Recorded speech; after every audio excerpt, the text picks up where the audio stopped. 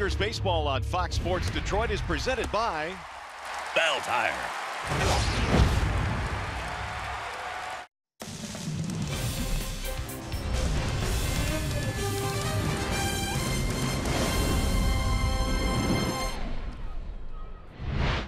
It is a cool, clear afternoon for baseball here in Baltimore and Utah Street. Well, it's a bustling here at Camden Yards. Welcome to Oriole Park. Today it's Game 3 in this series featuring the Detroit Tigers and the Baltimore Orioles. Hi again, everyone, and welcome to Tigers Baseball. Mario and Pemba alongside Ron Allen. Glad to have you with us here for the final game of the series.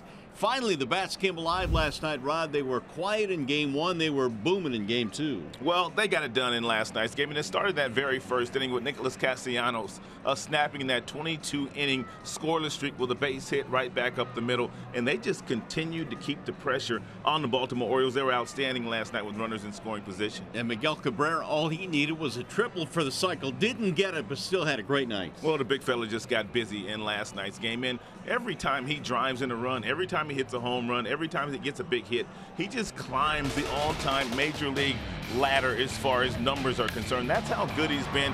We all know he's going to the Hall of Fame, but he just kills Baltimore Oriole pitching to the tune of a .369 batting average, 22 home runs. He's driven in 68 runs against him. And look at the OPS. I mean, it's over 1,100. Miguel Cabrera's back in that lineup today. He came into the clubhouse today. He had a lot of pep in his step. Ron Gardenhire said he told the big fella, "You want to play today?" He says, "Yes, I want to be in there, Skipper." Well, you got to put him in there. Yeah. There's no doubt about that. All right, Daniel Norris gets a start here this afternoon for the Tigers. Made his first Tiger start in this ballpark. What do you expect out of Daniel today? Well, Daniel has good career numbers against the Baltimore Orioles, and I think that's one of the reasons why he's decided to give him the ball here today. Daniel's got that fastball velocity down to about 90, but he's got a really good spin rate on his curveball. It's been a really good pitch for him all season long. I expect he'll throw some of those today against this Baltimore Orioles team, and hopefully Daniel can keep them reeling, and the Tigers can go back home 500. That would be nice. A win here today, and the Tigers would split the road trip. Game 3 in this series coming up, but right now we'll go back to the Coliseum Studios in Mickey York.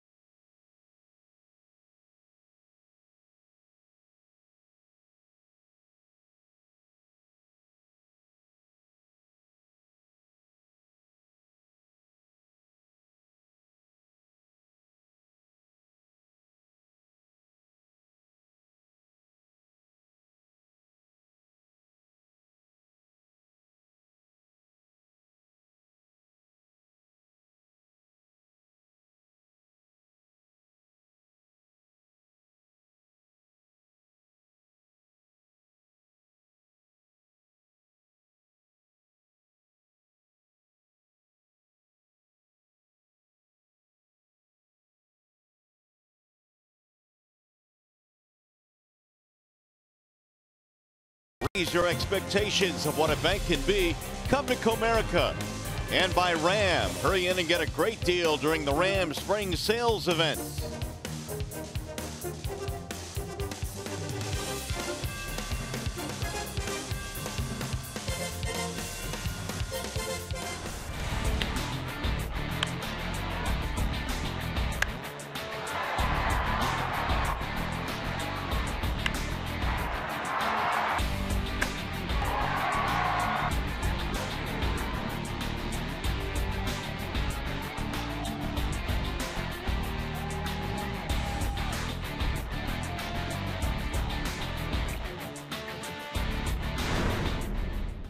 I think that's why I love baseball so much is a lot of places hold a lot of different memories for you, and you can always tap back into those, and that's why it's such a beautiful sport. You know, there's a lot of things that happen in a game, but for some reason you seem to remember a lot of them, so it's cool for sure. There was a good moment in that game where you laid out like Superman style. Do you remember that play? Yeah, that was the first thing that came to my mind. I love that. I love just playing the game, having fun. I daydream about making diving catches and all that stuff. Yeah, that was fun. Well, Daniel Norris certainly has some great memories here at Oriole Park at Camden Yards. It is a crisp afternoon for baseball here today. The Tigers and Orioles getting set to do battle here in the final game in this three-game series. Each team with a victory so far. Kevin Gausman is on the hill for the Orioles today. Here are the particulars, Mr. Gausman. Gausman has a big arm. He's got a fastball that gets all the way up to 98 miles an hour. He's got a hard curveball as well. He's got a hard downward break. He also has good depth with his slider, good fade with his changeup. 4.66 ERA for the former #1 draft choice. Here is the lineup the Tigers will throw at him today. It is courtesy of the Southeast Michigan Ford dealers. And for the Tigers, a little bit of a change here this afternoon. Jose Iglesias will lead off. He'll play shortstop. Leonis Martinez off for the day. Candelario, Cabrera, Castellanos. You got Vimar DHing. Jacoby Jones is in center field. Hicks, Reyes, and Machado, your bottom three for the Tigers here this afternoon. And defensively, the Baltimore Orioles will line up this way. In the outfield, they've got Rickard, they've got Gentry, they've got Santander. It's been a while since Alvarez has played third base. He used to play there occasionally with Pittsburgh. Machado's at shortstop. Peterson is at second. Mancini over at first. And Caleb Joseph has started all three of these games. Danny Valencia is a late scratch, and therefore Pedro Alvarez, who is a third baseman in his Pirates days, but committed quite a few errors before they moved him to first base. He is out there at third this afternoon. I saw Bobby Dickerson, who handles the infielders with the Baltimore Orioles, hitting Alvarez some ground balls yesterday, so I had an idea they were probably thinking of using him at third base because they've been struggling there from an offensive standpoint, Mario, but he hasn't played there since May of 2016. Ooh, there you go. It's been a while. Well, Miguel Cabrera got it going last night. So did the entire Tigers offense. They pounded out a victory in game 2, and so they go for the split of the road trip with a victory here today against the Orioles. I'd like to see Iglesias attempt to bunt down toward third base just to test Mr. Alvarez here today. Does that mean? Wouldn't be a bad idea. He's deep at third. Gausman ready to go to work, and so are we. The first pitch is popped up. Shallow center field. And it's going to be caught by the second baseman, Peterson. One pitch, one away.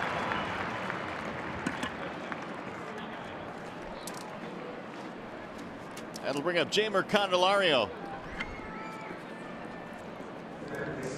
Candy 0 for 7 in the series. He's batting .270 on the year.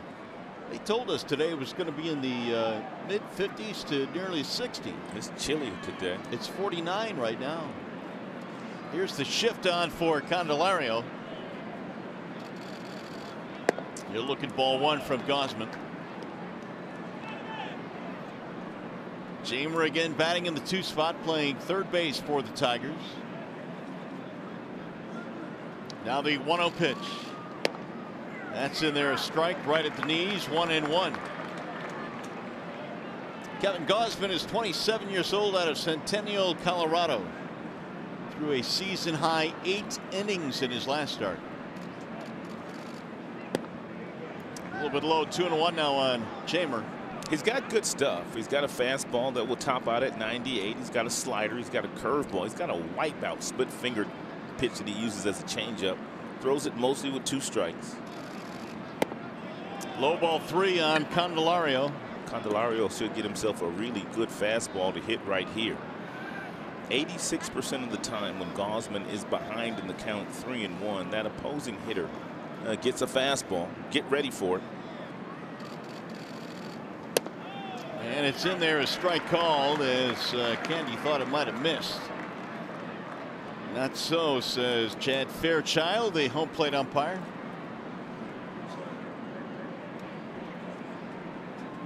Here's the full count offering.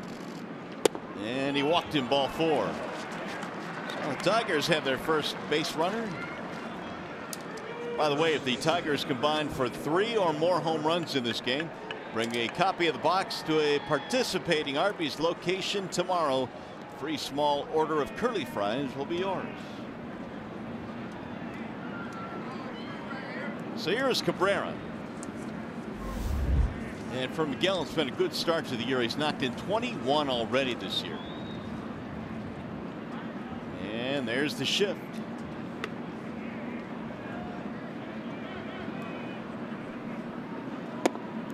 I'm sure there's a lot of data out there that tells Buck Showalter this is the best way to get Miguel Cabrera out if he hits the ball on the ground.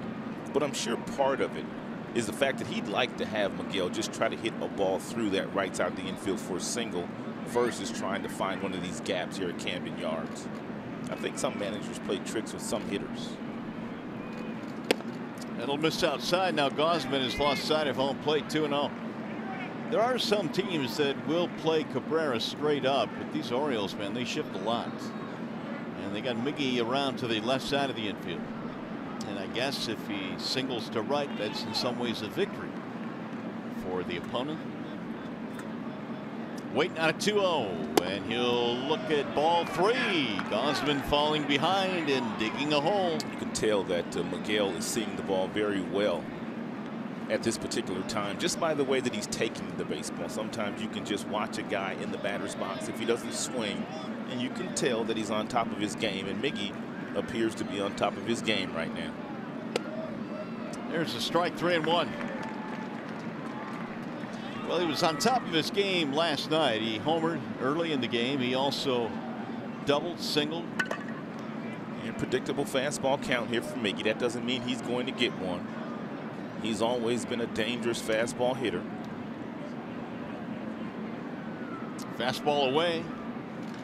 Bouncing ball up the middle. They'll take the only out at first base. Playing that shift on Miguel Cabrera cost the Baltimore Orioles an ending double play. Candelario takes second. Peterson thought about trying to win the race to the bag. I think he made a wise choice. He did make a wise choice, and by them playing Miggy to the pull field, they don't get the double play,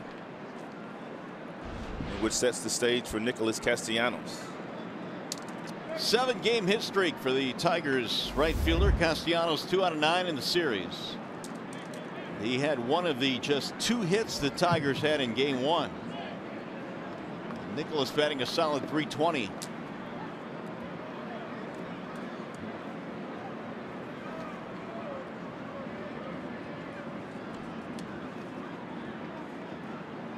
Swing and a miss, 0-1. Castellanos 2 home runs this year. He does have 10 multi-hit games, among the best in the American League. And Gausman started Nicholas off with that first pitch slider at 82 miles an hour. It was a beautiful pitch, located on the outside black. Chop foul now, 0-2 on Nicholas. Came right back with the exact same pitch.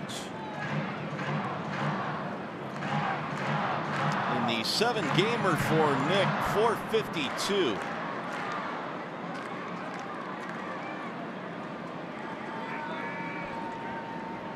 Tigers trying to take advantage of a walk to Candelario here in the first. He's at second with 2 outs. Gausman wanted it, didn't get it. 1-2. In that last start against the Indians, Gausman went 8 innings, 4 hits, 2 runs, and he punched out 7. But his teammates did not support him. He lost that game to the Tribe 2-1.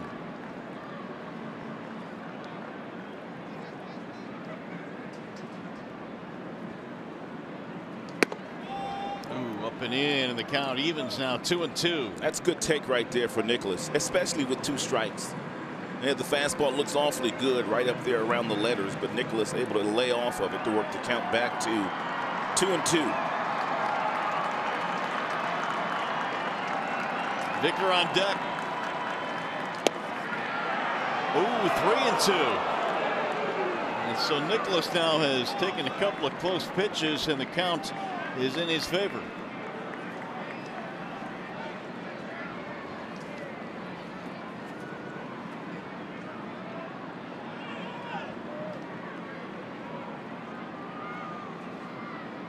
Swing and a miss. He struck him out, and that'll end the inning.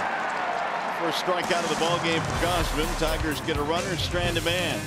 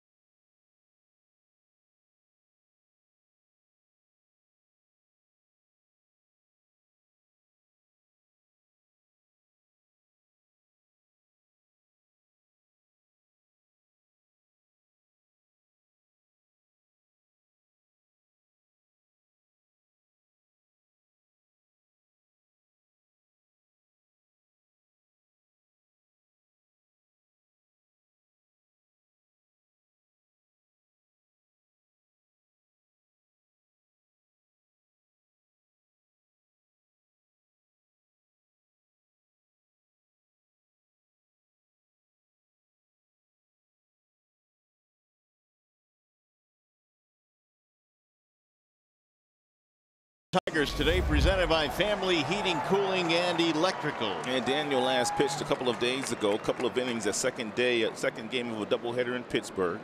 Comes in 0-1 with a .485 earned run average. Daniel's got a fastball right around 90-91. He's had a great curveball this year. Also uses his changeup very effectively. Trey Mancini leads it off. He'll be followed by Peterson, and then Machado here in the Orioles first. Ooh, way high. First 2 pitches. 2-0 now on the leadoff man Mancini, who has done good work for Buck Showalter in the leadoff slot. 308 this year. Driven deep to left field. Back to the track, back to the wall, and gone. It's out of here. A home run for Mancini. He laced a 2-0 pitch into the seats, and it's 1-0 Orioles. Well, the first 2 pitches to Mancini, and Daniel missed badly up and away, and Mancini knew he was going to get a fastball on the 2-0 count, and Daniel threw a run right down the middle, and most of the time these don't make it to the catcher's glove. It actually looked like a breaking ball. And he missed way high to Jace Peterson. So Daniel trying to calm himself down here. He is falling behind quickly, 1-0. Peterson looks at a strike, 1-1. Pretty good series for Chase Peterson. 3 out of 9, couple of RBIs. That's in the air to center field. Jacoby Jones backing up. He'll glove it for the out. 1 gone. Lineup today for the Orioles presented by the Metro Detroit Chevy dealers. Baltimore has Mancini, Peterson, Machado at the top. Adam Jones batting cleanup, and Santander in right field. Rickard is in left. Alvarez, Gentry, Joseph, the bottom three for the Orioles. Here's the red-hot Manny Machado. Tigers this year have not been able to get him out. He is 10 for 20 versus Tigers pitching. Ball one. The one thing that has really impressed me about Manny this year against the Tigers is the first couple of pitches before he has 2 strikes, he's looking to do damage. And then after that, he's simply hitting the ball where it's pitched. And they have been over-shifting on Manny the entire 5 games they've seen him previously. But look where Machado's playing him now, Mario, playing him straight up because he's hit that hole so many times in the 5 games we've played against him. I saw an article in one of the local papers today about Machado changing his attitude toward 2 strikes, and that is adopting more of a 2-strike approach. And Bud said, you know, we've been trying to get him to do that. Now he's finally buying in. It's working now. RBI numbers are up. 3-1 is a ball outside. He walked it.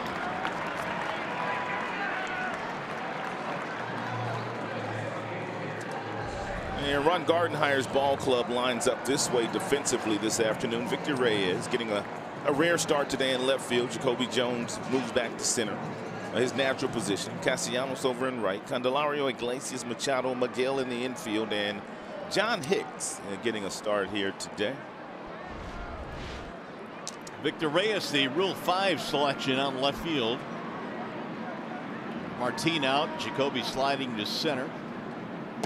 And there's ball 1 on Jones. The control and/or command early on for Norris, not quite there yet. Jones hitless in the series, 0 for 8.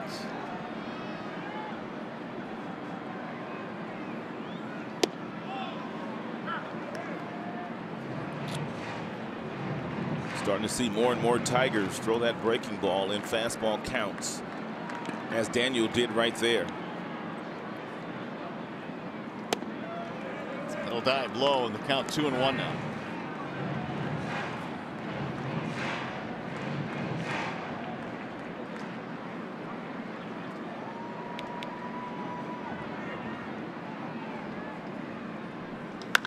High fly ball, not deep.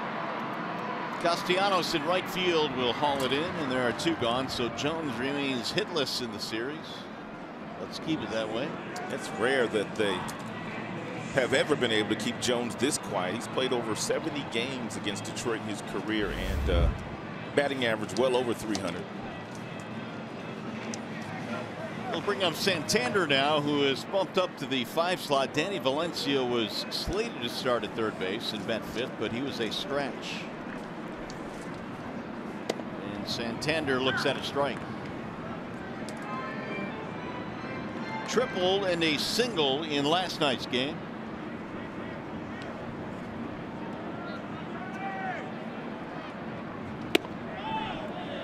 Santander is a guy who was a Rule 5 pick himself from the Cleveland organization, and a couple of years ago in 2016 he had 20 home runs in A-ball. He's got a little thunder in that bat. Big swing there, and the count now is 1-2. It's always tough with the Rule 5 position players because, for the most part, they've been in A-ball and AA, and they're not really big league ready as of yet. But still, you have to find ways to get them in games, try to keep them as fresh as possible. Ron Gardenhire was talking about that today, his challenge with Tigers left fielder this afternoon, Victor Reyes. And I would think, Rod, if you could find a way to keep guys like that in the big leagues, get them through a full season, that experience that they gain will be invaluable. Yeah, because they both believe, Baltimore with Santander and us with Reyes, we believe these guys are going to be impact players someday. That's why you keep them.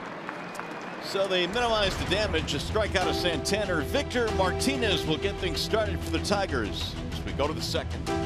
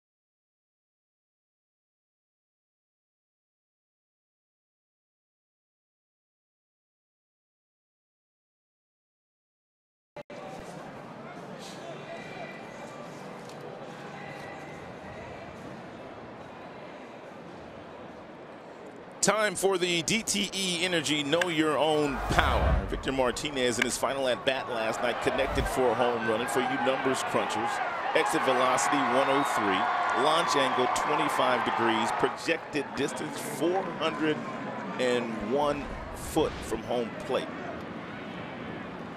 There's a lot of numbers to crunch there. Yes, indeed. We got some stat geeks out there. You know, I was looking at Victor's numbers, and until you told me he was 0 for 19 against Gausman, I would not believe you. And then I looked it on the sheet. I said he can't be 0 for 19 against anybody, and he is. He's my pick the stick guy today too. You're going against the grain. Yeah, I am. It may work out. You know, Gausman obviously had his number. And I walked into Ron Gardenhire's office today, and he was talking about Miggy came into the clubhouse with a nice pep in his step. He said Victor also came in. He had a nice pep in his step too, and he said, "I'm ready to play today, Skipper." And Ron obviously knew what the numbers were. But he said, you know what, when your big guys come in and they want to play, you just let them play. Absolutely. And he also said, you know, Martin is out today, so they wanted another left-handed bat in there. So, you know, why not give Victor an opportunity to get on the board today against Kevin Gausman? Well, he had a mighty swing as we just saw in last night's game. Maybe he can duplicate that today. He's ahead 2-1 against Gausman. Went around 2-2 now on Femart. Yeah, Victor left the strike zone there. It was a fastball. He was anticipating a fastball, but that one was up. Victor's an outstanding low ball hitter from the left side.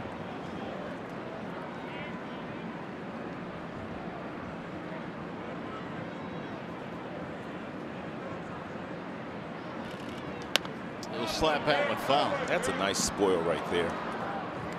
So if you're 0 for 19 against a guy, do you pretty much compartmentalize the fact that, you know what, it's just an anomaly here and things are going to change, or how do you go about it? Well, this is how you try to protect yourself first of all. Then I'll answer that question for you. Victor knows that numbers that Gausman has against us. There's no doubt about that.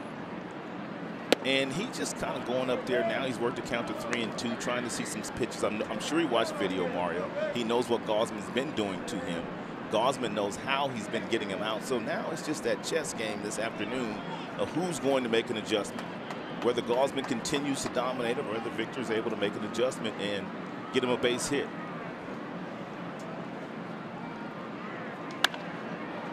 They'll get back out of play down the left field line. I think Gausman's fastball has been pretty good today. Pretty firm.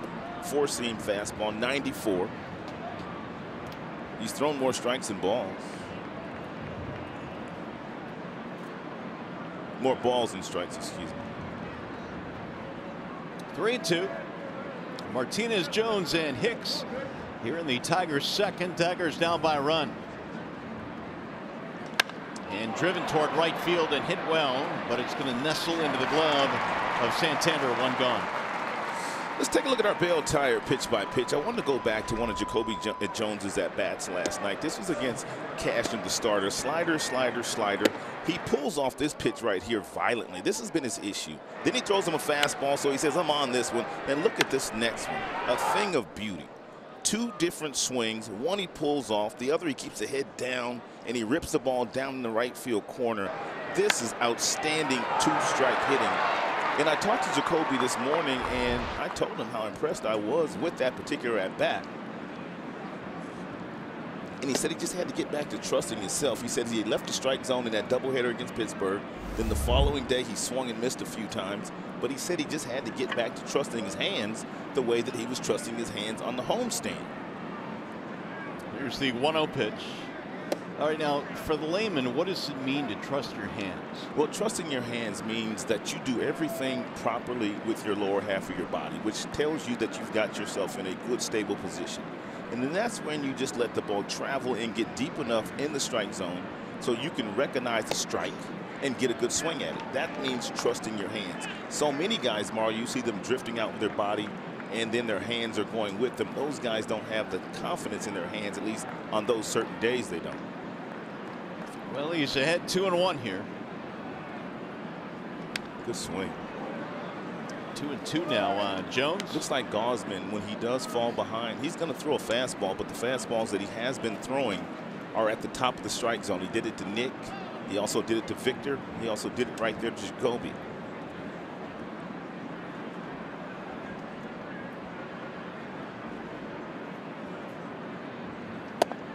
Low ball 3. So Gosman is gone deep in the count again.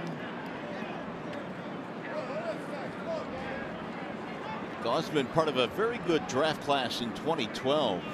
A lot of good players out of that draft. Carlos Correa is probably the best among them. High fly ball center field. That'll be playable. On number 2.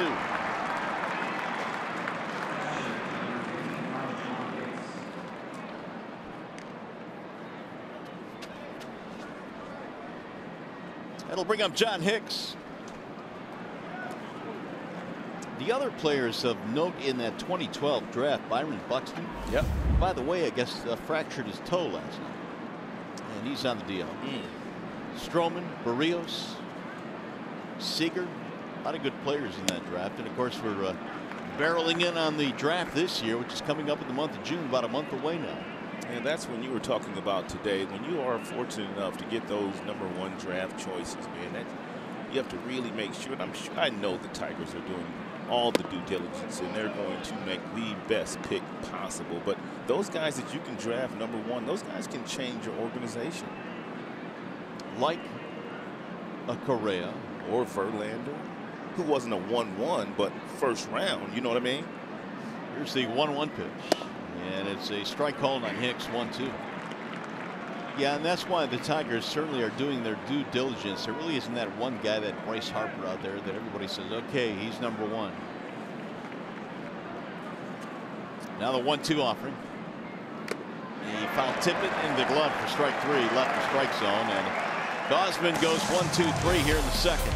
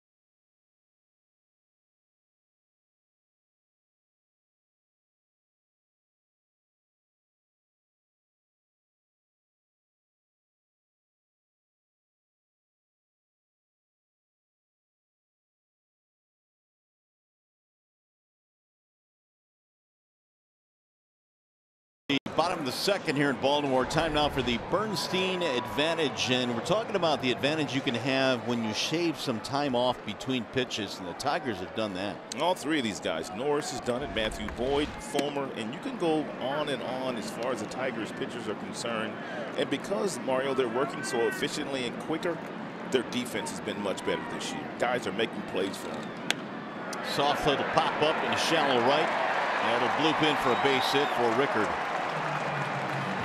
Well, when you look at Norris, he has had the most time shaved off from last year, nearly 7 seconds. Yeah, that is a ton. I mean, not bad here for Matthew either. Michael Fulmer also sped up. I think Chris Bosio, new pitching coach, that's one of the things that he wanted to implement when he got here. He knows how his pitchers worked in Chicago, and your defense and your pitching go hand in hand.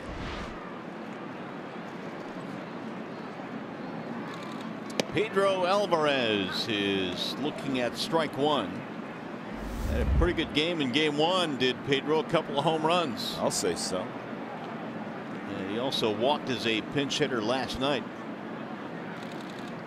That'll stay away, and the count levels now 1 ball, 1 strike. Shifting to the right side against the powerful Pedro Alvarez. It's a good breaking ball there thrown by Daniel at 83.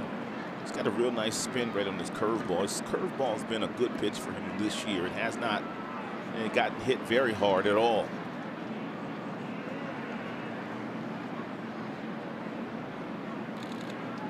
Thought about it, didn't go. Norris pitched out of the bullpen in the second game of the doubleheader on Wednesday at Pittsburgh. Allowed a run on 2 hits. Struck out 2 in 2 innings. And again, he laid off. Today, Ron Gardner was talking about Daniel Norris, and he said in the perfect world, Daniel would be down in AAA making a start every 5th day. But he said Daniel was one of our better pitchers, and we need him on this team. So they're going to try to figure out a way to use him. Hammered to center field. Jacoby Jones going back. He looks up, and Alvarez has done it again. His 3rd home run in the series. All 3 of the home runs have gone pretty much to center field. Man, is he creating a tremendous amount of backspin on the baseball.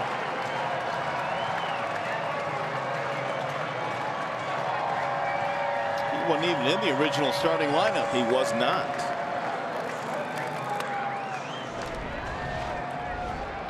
That's 87 miles an hour and got way too much plate with 2 strikes. Which you had to do. It's a 3-2 count, but it was a fastball and a good swing by Alvarez. Here's Craig Gentry. 2 more runs in for the Orioles. They lead 3-0. Gentry slicing one to right center. Jacoby will run it down. 1 away.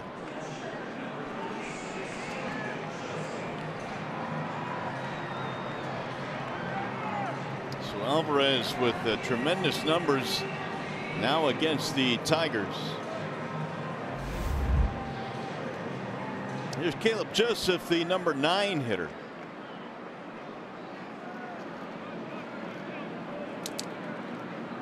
Often wondered, Rod, the mentality of a guy like Norris, who has always been a starter in his career, now to have to kind of be a more of a swing man on the ball club this year. Well, it's a new experience for him, and Daniel's doing the best that he can to stay as sharp as he possibly can, and they're watching him very closely to make sure he's not overthrowing, not throwing too much. But it's going to be an adjustment for him until he can get back in the rotation, or the organization makes a decision on whether they're just going to put him in the bullpen for the entire year. I don't think, and I don't know for sure, but I don't think they're going to continue to use him this way all year long. I would agree with that. I think at some point they will decide, and now the batter is hit. So Joseph, the number 9 batter, is nicked on the foot.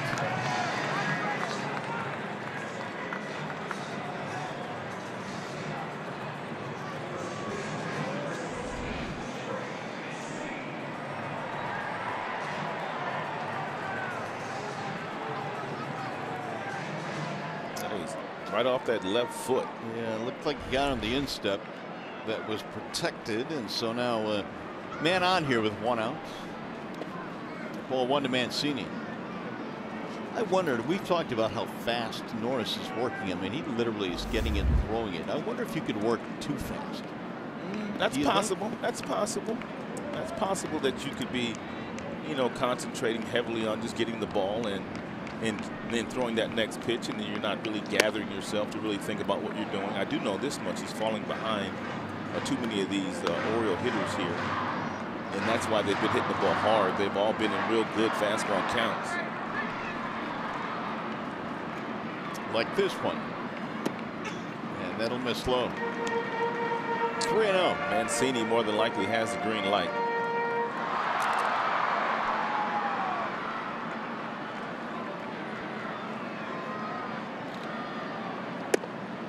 Ball 4, he missed on 4 straight. Boz might have to go out and take a visit here. Let's bring in Johnny Kane.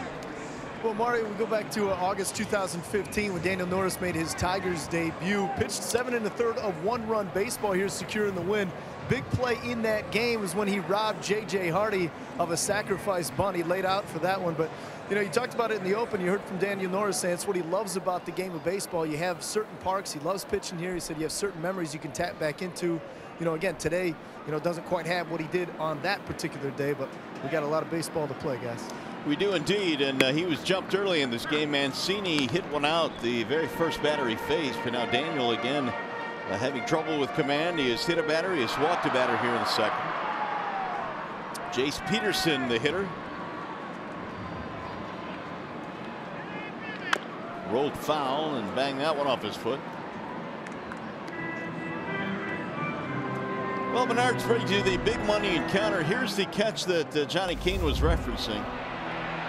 This right away gave us an indication of this kid being a really good athlete. Yeah, he is a good athlete. He does a lot of things right on the mound. He fields his position well. He holds runners very well.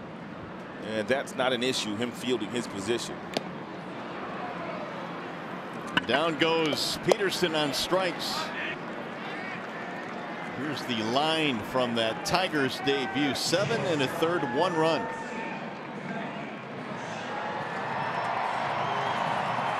Allowed only 4 hits in that game. That was right after he was acquired from the Blue Jays in the David Price deal. Now Manny Machado with 2 outs.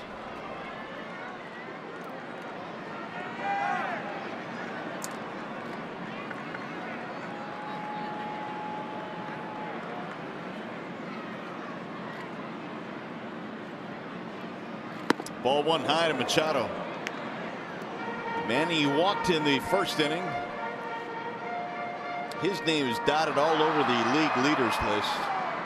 Leads the American League in average, 2nd in homers. Good rip there.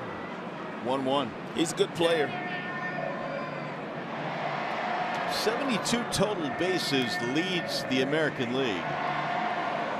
And he is primed to put up a big season and big numbers in his walk year in his contract.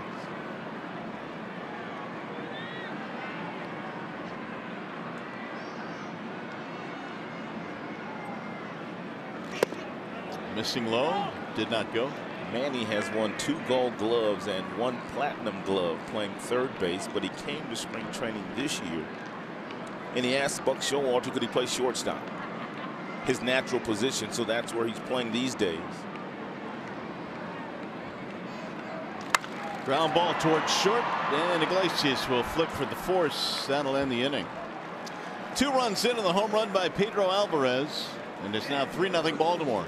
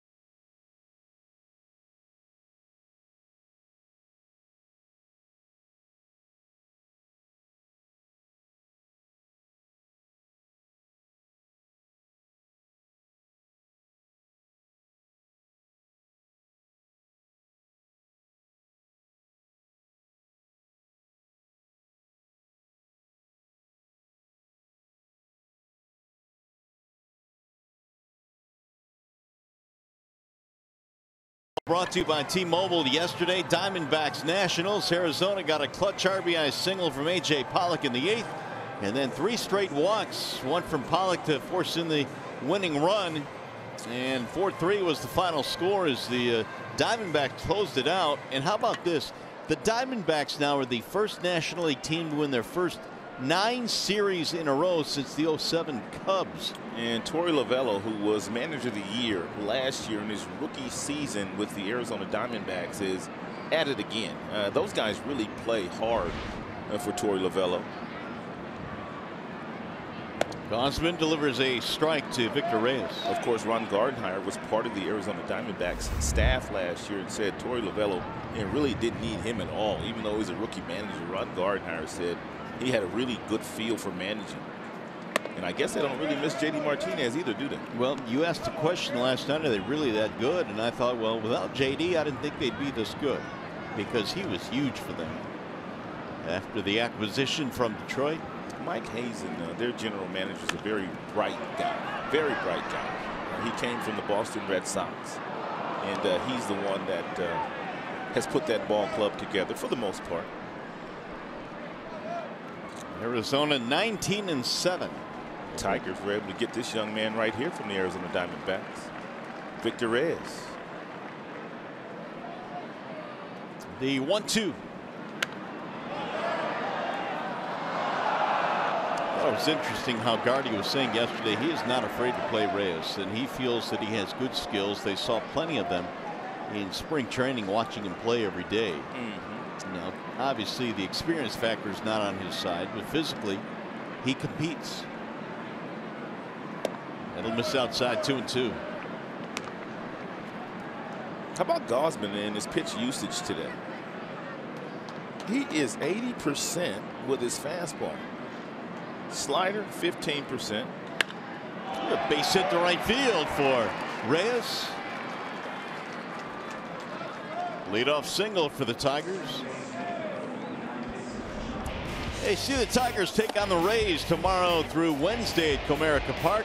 Enjoy great savings with the weekday value pack for tickets, hot dogs, chips, and drinks, all for as little as $18 per person. If you'd like tickets, rather, go to tigers.com/value and check out the red hot Rays that are coming to town. Rays are smoking hot. They have now won 8 consecutive games, and they're still 6.5 out in the East. Thanks to Boston. Dixon Machado looks at strike 1. And Reyes has some speed at first base. He stole 18 bases last year and playing for Jackson AA, in Arizona Diamondbacks affiliate. So he's got good speed. Got a big lead too. Joseph has not shown the ability to throw runners out either. No.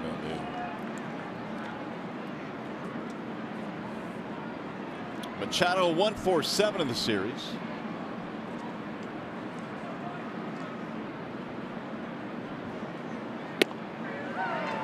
And a strike called, and Dixon walks away from home plate. 1 gone. Well, Tigers need to get ready to hit the fastball because apparently today Gosman feels really good about his fastball. This last one, a 94 with a little movement to it, a little swing back action, caught the outside corner.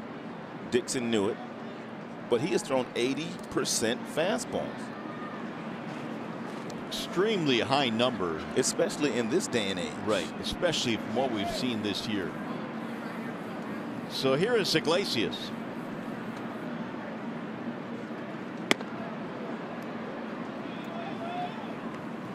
Iggy popped up back in the first inning.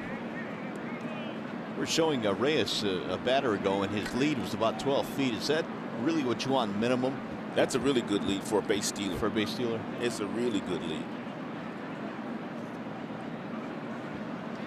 Slice to right field down the line. This looks like trouble. It's going to get down and go to the wall. Reyes on his way to third. They're going to send him home. Now they're going to hold him. Now Reyes coming through the stop sign. And here's the throw to third, and he is out. Oh, no.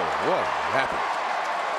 Dave Clark threw up the stop sign, but I think Reyes saw it too late.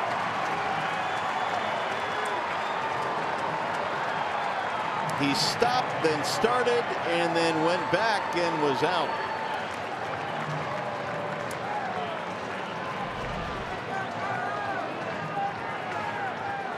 And Joseph has the ball and fires the ball back down to third base to Alvarez, who applies the tag. But that was after Reyes got to third base. He stopped, and then he started up again. He got in no man's land, and that's the reason why they were able to throw him out. But I was watching him run on that double, Mario, down the right field line. Yeah. And it looked like to me he was going to score easily. Yeah, it did. He's got great speed. I thought he came around and would score with ease, but not so. Now Candelario with 2 outs.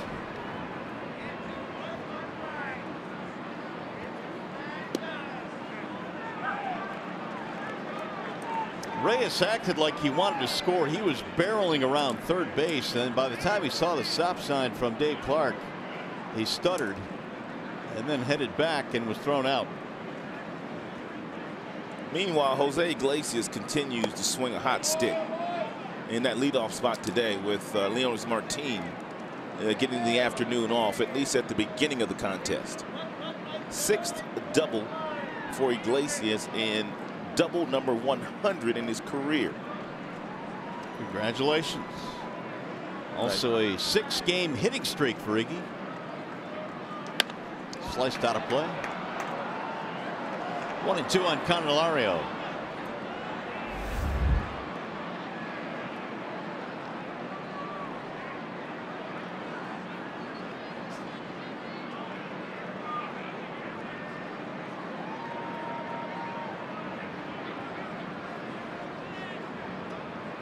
Here's the 1-2. Low, ball 2. Jamer walked in the first inning. That's one of the best fastballs that Gausman has thrown today. That one at 96. We told you he can get up to 98.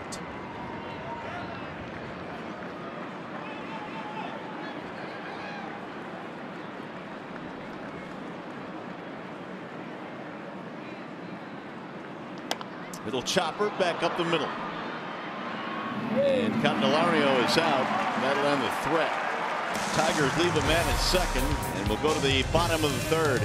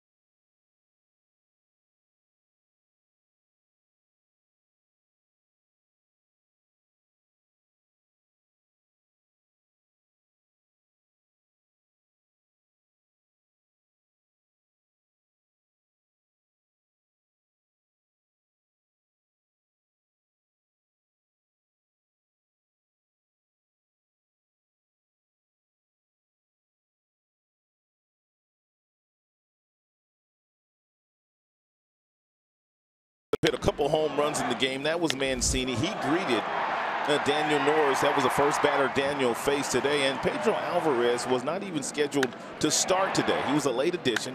He's playing third base, and he's homered for the 3rd time in the series. And all 3 of his homers have gone at least 400 feet straight away to center field. Here's Adam Jones to get it going now in the 3rd for the Orioles. Jones, Santander, and Rickard. 3-0, the O's lead. And Daniel throws a strike 1-1.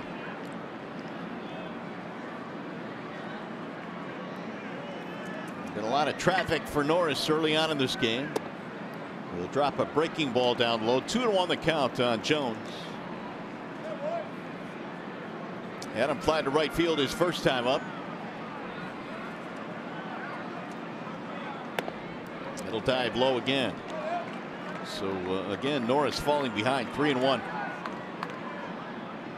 He might not want to throw a fastball here. He didn't. Good pitch.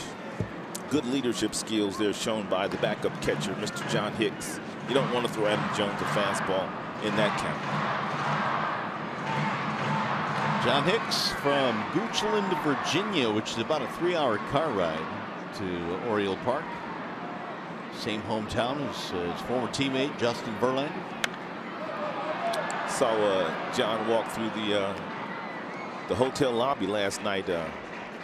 After the game, he had his posse with him. Past Liz heavy today. Yeah, man. It's full. It's full. It's one of those days where you go around trying to get as many tickets from teammates as possible. Yes, indeed. Trying to keep them off balance there, and Jones out front. Which is a little bit easier now. Justin Verlander no longer here. Of course, right. Verlander used to have quite a few folks that used to come see him pitch in Baltimore. So Hicks doesn't have that to deal with.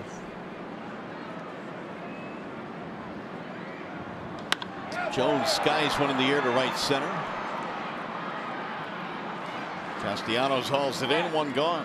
I remember the '84 season. I spent a little bit of time in the big leagues that year with the Tigers, and they're going to come out and check on Daniel Norris. But Mario, that year we went to Anaheim, and you know, I thought that I was going to put my name on the list and get some tickets for some of my family and friends. It's like the first day there. I'm thinking, okay, we get tickets, and I looked at the list, and Tram and Chet and Lance Parrish, all California they're guys. all California guys, and they had taken up all the tickets. So me being the rookie, I had to dip into my little pocket and buy the tickets for my family. That's cold, man. See, I didn't know the ropes. Yeah. I had no idea. Well, the pecking order there was established. Meanwhile, Daniel Norris, I think the pitch before the pitch that he got Jones out with, he kind of stumbled a bit on his delivery, or at least bent over. They're trying to get him out of there, too. It looks like, and Daniel's making a strong case to stay in the game. That is the head athletic trainer. Oh, and Ron Gardner has made the choice. Yeah, Daniel lost that argument. And you could tell Doug Teeter saying, we need to get you out of the game here. Daniel was fighting him, and Gardy finally just pointed to the bullpen. Here's the pitch before the out. Right there, you can just see Norris not right. Yeah. And then he came back to get him on the next pitch, but now the Tigers are going to have to go to the bullpen prematurely here in the third. Alex Wilson is summoned from the pen. We will step aside as the Tigers make a change.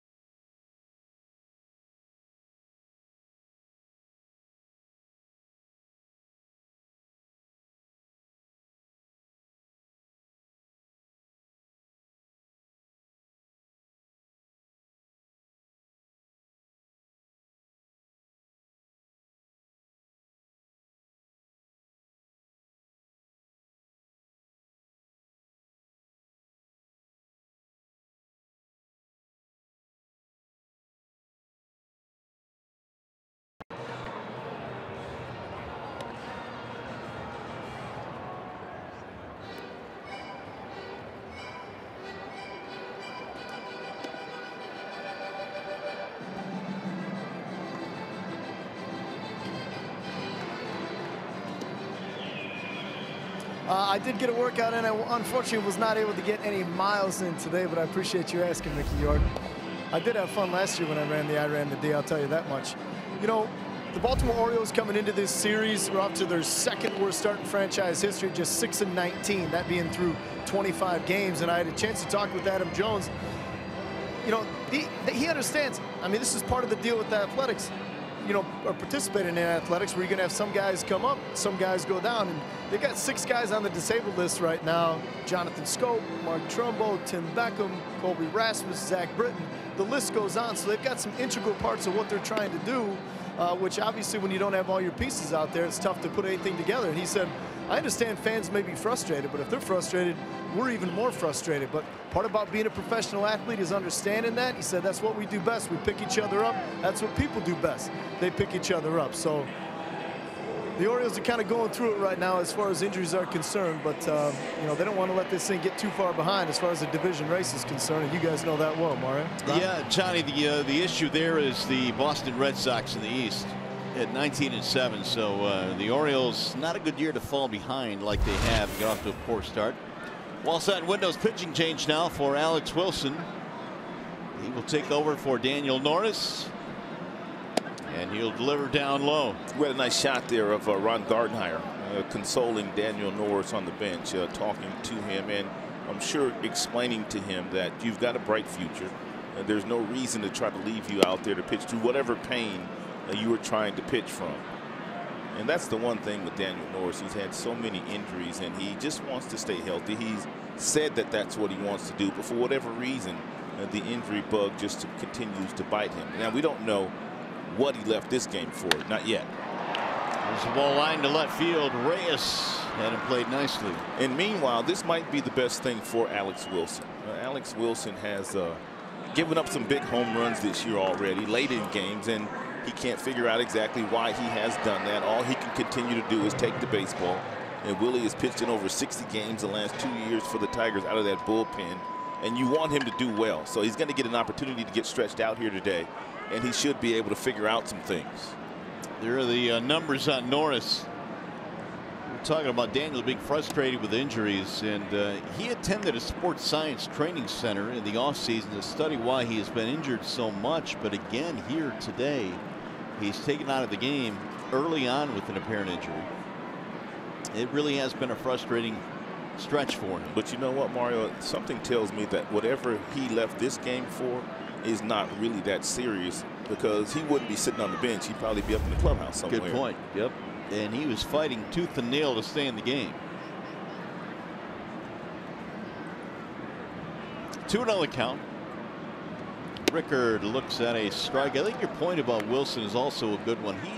Just the look on his face after that home run by Dickerson a couple of days ago in Pittsburgh. It just seems like he feels like he's snake bitten. Right. Sometimes you just go through it. I mean, not to the magnitude of where every time they make contact they're hitting a home run, but you know, sometimes the game is cruel. Of course, the negative here for the Tigers is they have to go to the bullpen so early in this game, so they will need to piece together the rest of this contest. And they don't have Soppold today. They don't have Joe Jimenez today. At least that's the thought process by Ron Gardenhire. That might change, but initially they didn't have those two guys available. Full count on Joey Rickard. Orioles lead 3-0.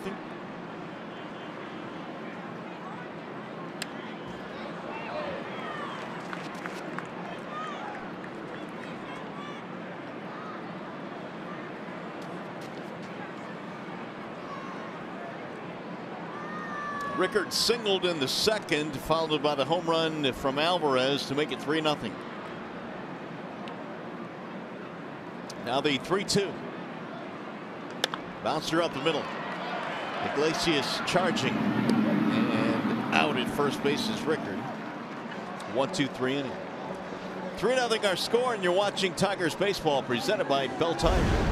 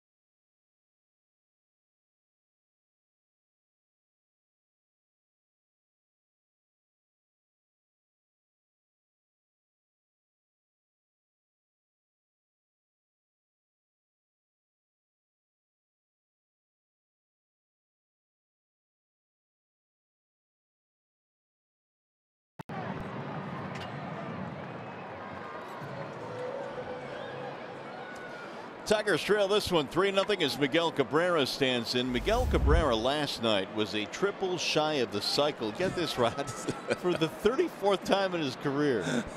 It's amazing. That is amazing. It really is. Drove in 5 runs last night. Amazing night last night for the slugger. 34 times he's had a single, a double, and a homer in a game, and fell with the triple short. He is Chevrolet's most dependable player. When you look at Miguel Cabrera and what he does to fastballs, he kills them. And he hits most of those to right field, too, as he did in last night's game. A bullet to right field for a single, and then a home run to right field. The 0-1. You know, it seemed last year, Rod, and you mentioned this many times, that with the injuries that Miguel had last year, he was getting beaten a lot with fastballs. Yeah, he just couldn't fire from his lower half. Therefore, hands were a little slower. Just wasn't making real good, solid contact on fastballs. That's a good swing right there.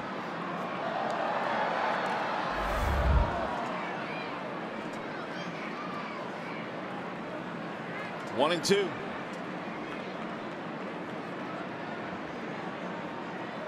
Gosman's going to throw another fastball here. Rolled foul.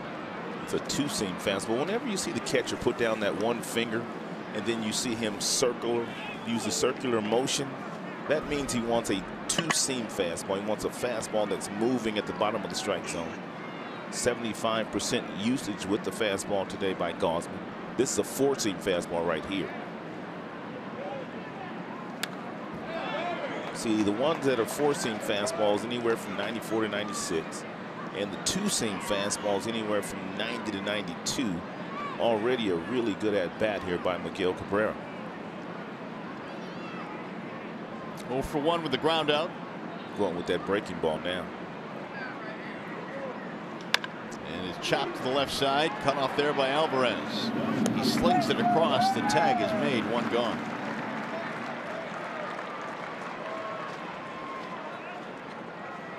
We'll bring up Nicholas Castellanos.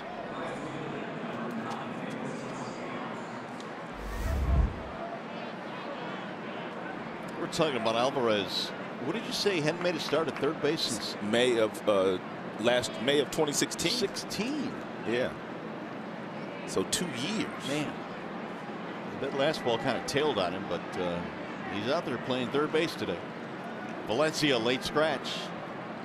Now, do you think he's more in there for his bat, or do you think he's more in there for his glove? Oh, his bat.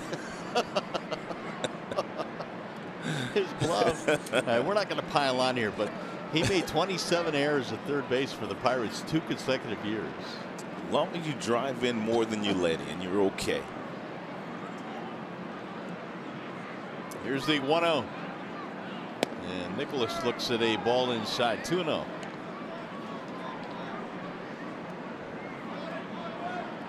$60 now for Gosman. Breakdown is as follows. 35 strikes. Here's the 2-0 pitch.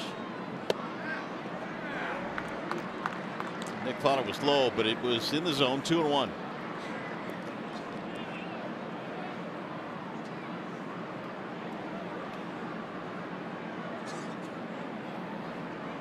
Shifting to the left side. Pulled and fouled. Here's the 1-800-CALL SAM calling the game. In last night's game, Nicholas Castellanos came up with a runner in scoring position. And he came up with the runner in scoring position because of this very aggressive slide by Leonis Martin, which did not allow Jace Peterson to complete the double play. And that allowed Nicholas to drive in Jamer Candelario with the first run of the game, and the Tigers offense was rolling after that. The little things. Hard slide breaks up a double play. Next guy singles in a run. 2-2.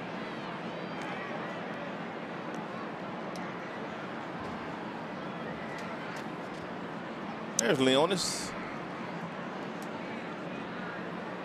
We told you last night how he loves to chatter on the bench. According to Ron Gardner, he's constantly talking. 3-2 now on Castellanos. Victor Martinez waiting on deck.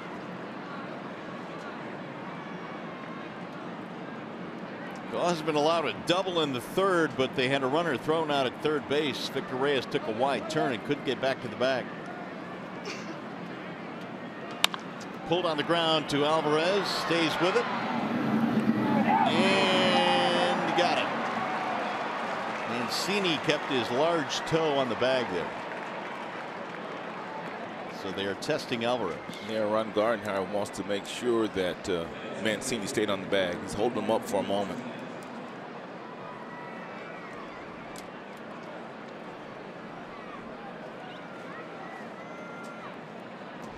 And Mancini, not a first baseman by trade, and a couple of throws over to first base by Alvarez. Not accurate, but Mancini does stay on the bag. Now V-Mart with 2 outs. Hit a ball hard his first time up. Caught by the right fielder, Santander.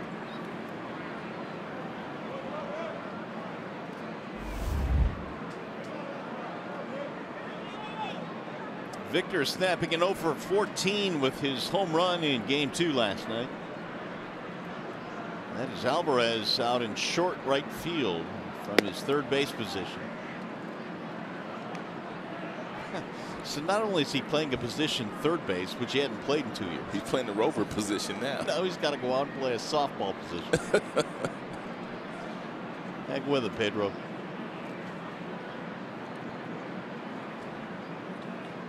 Meanwhile, 2-0. 3-0 on V-Mark. And down by 3. And Victor Martinez will be taking this strike if Gausman is able to throw it right down the heart of the plate. At least that's what I'm thinking.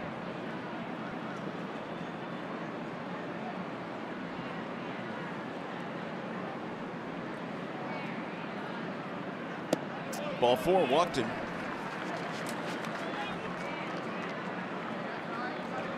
Tigers fans, if you can't catch the games on TV, you can stream them live on your mobile device with Fox Sports Go. Download the app and take Fox Sports Detroit and Tigers baseball with you. Wherever you go, it's made available by Oakland University. 2-on walk. Let's see if Jacoby Jones can make him pay. Jones fly to center field in the second.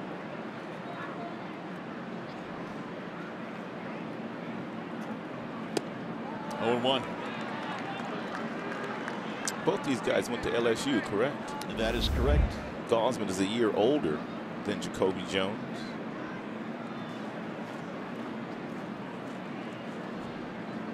Jacoby Jones and Mikey Matuk were teammates at LSU. It's going to be a tough play for Machado, and he throws him out.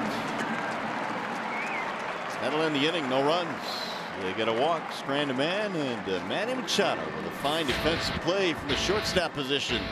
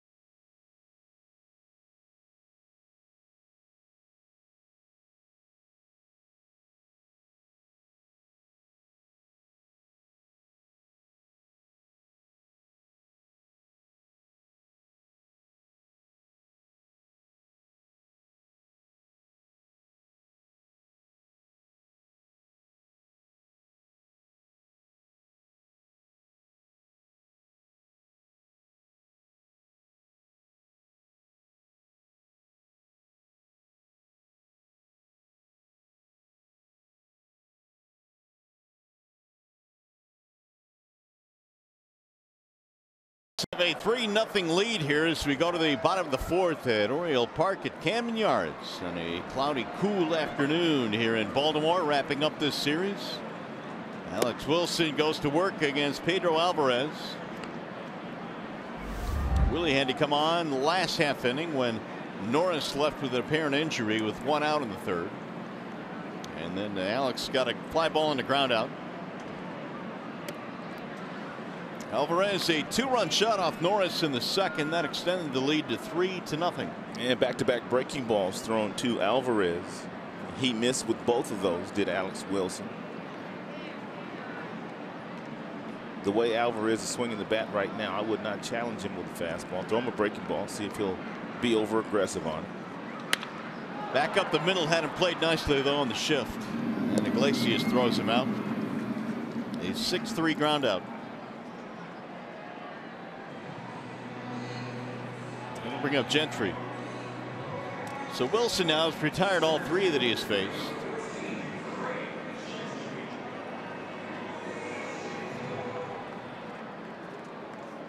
Wilson trying to get himself back on track after allowing that home run to Corey Dickerson in Pittsburgh, the walk-off homer.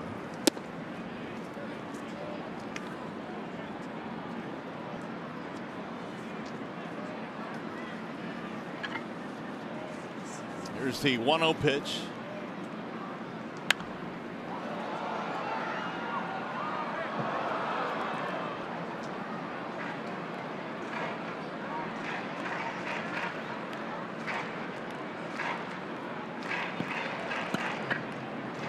Gentry fly to center. He is now 0 for 6 in the series. Spent 5 years with the Rangers.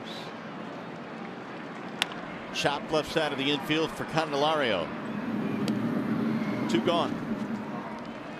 Let's bring in Johnny Kane. All right, guys, special family here from Port Huron. Marcy celebrating a birthday today. Your first baseball game in a while. That's because your husband Josh over here, stationed here in Baltimore. He's with the Coast Guard. What is it that you remember about the game after a couple years away from it? I remember the people. You know, even though we're here at the Orioles game, the people are the game. They're cheering. We're cheering with the Orioles fans. How can you not? You said it's been about 12 years since your last baseball game? Yes. Yeah, and that was in Detroit. Okay. What do you remember from that one? I remember having a 2-year-old on my lap. He's all grown up now. Sorry. What about, you were mentioning about Kirk Gibson growing up. You remember some of those guys? Yes, Kirk, Gibby, Lance. You know, I've got the pendant from the year that they won hanging in his bedroom. That was mine from growing up that I handed down to him. It's just memories. Being pulled out of school from my parents, you know, ducked down when the cameras are around because they didn't want the schools to know we were skipping school to go to the games. That's part of it. That's part of it. All right, well, enjoy. Happy birthday, Josh. Thanks for your service. Lauren and little Josh here as well. All right, that'll do it from here at the ballpark. We're back right after this.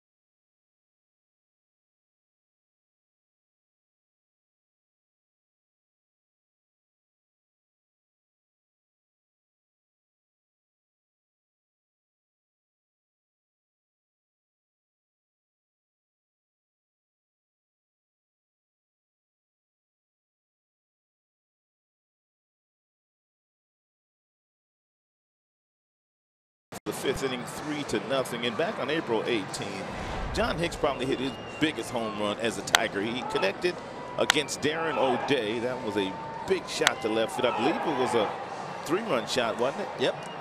3-run homer.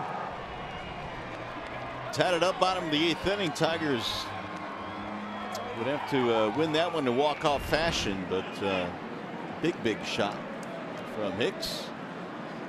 And Big John is up there now. Bottom 3 coming up against Gausman. Hicks, Reyes, Machado in the Tigers' 5th. And he shows bunts. Well, we figured somebody might try it against Alvarez. Then I think it might be Hicks, though. Alvarez not buying. He's still backing up at 3rd. Yeah, get on any way you can. The 0-1. Driven deep in the air to left field. That ball is way back and gone. I got your bunt. So much for that. Hicks with another home run against the Orioles. 3-1 ball game. And you know his family's elated. That's a big home run right there for John Hicks. A lot of family here. Double nickels. 55. Second of the year for Hicks, both against the O's, and the Tigers have some life now.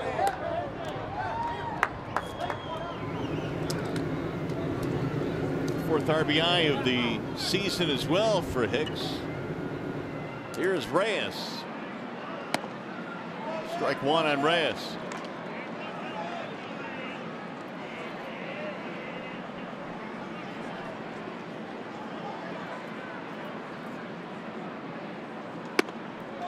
Went up top, now 0-2. Yeah, it's tough to catch up to the 94-mile-per-hour fastball anytime it's up above the belt buckle. It looks good, but it's very difficult to get on top of and put in play with any authority at all. Laid off that one. Reyes had a single. He pulled it to right field off Gausman back in the 3rd.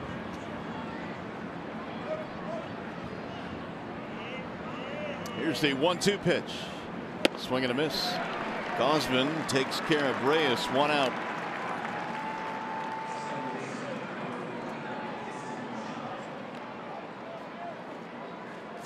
Let's take one look at the home run swing by John Hicks.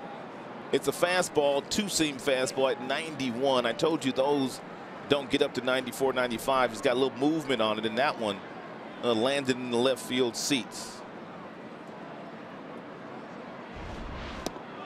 Hicks has not had many at-bats in this ballpark, but he is now 4 for 7 here at Oriole Park. Man, you're on some kind of roll with your pick the sticks the last 2 weeks.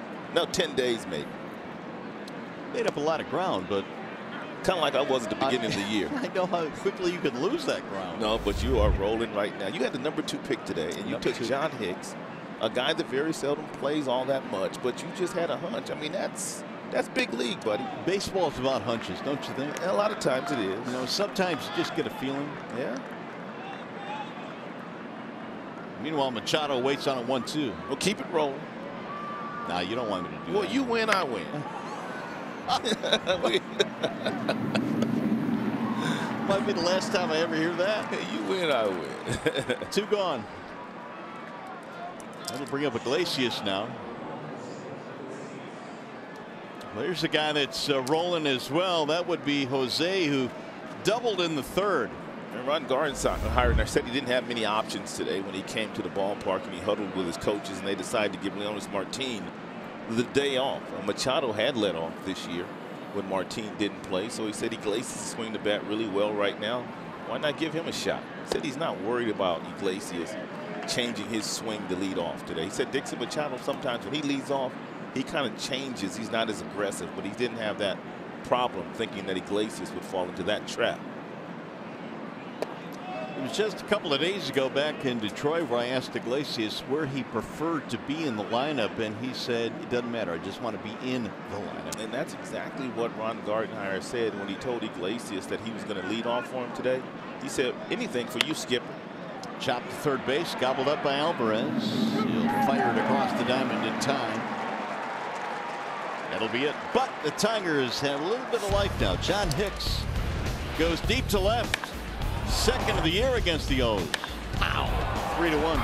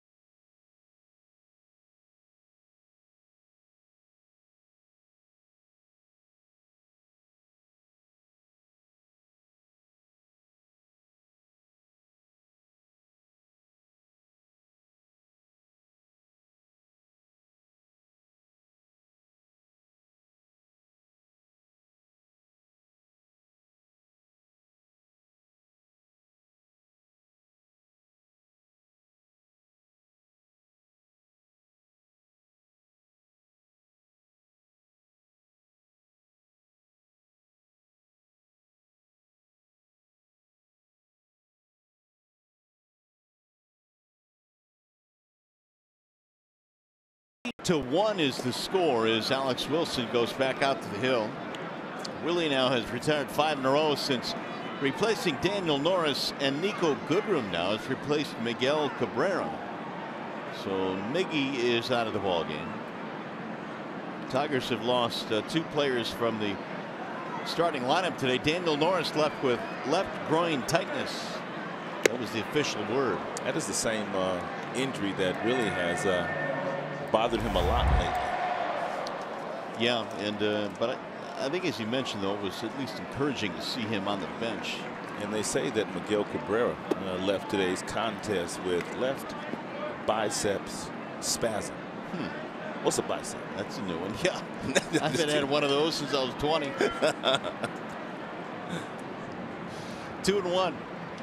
Little chopper back up the middle. Iglesias, long way to go. Do it, Iggy. Quick throw, got him in time, and Mancini is out. Let's bring in Johnny Kane. All right, guys, we're in the official John Hicks cheering section. I would think this place was electric after Hicks hit his 2nd home run of the season there in the last half inning. Happy to be joined by his mom and dad, John and Karen. How many tickets did we sell here, Mom? I don't really know. A lot. It's probably about 20, 25. What'd you think of that last AB by your son?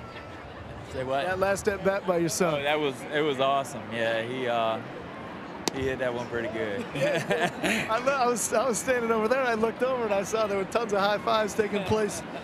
What do you think so far? I know you guys just made the drive up just outside of Richmond. I saw you guys last year. I had a chance to visit with you. How do you think things are going this season for John? Okay. For him, I mean, he's having fun. He loves the guys, loves the coaches, and I mean, everybody kind of counted them out, but they're playing a whole lot better baseball than a lot of people thought they would, And it's a good bunch of guys. It's a team is what it is, and I think that's why they're playing as well as they are.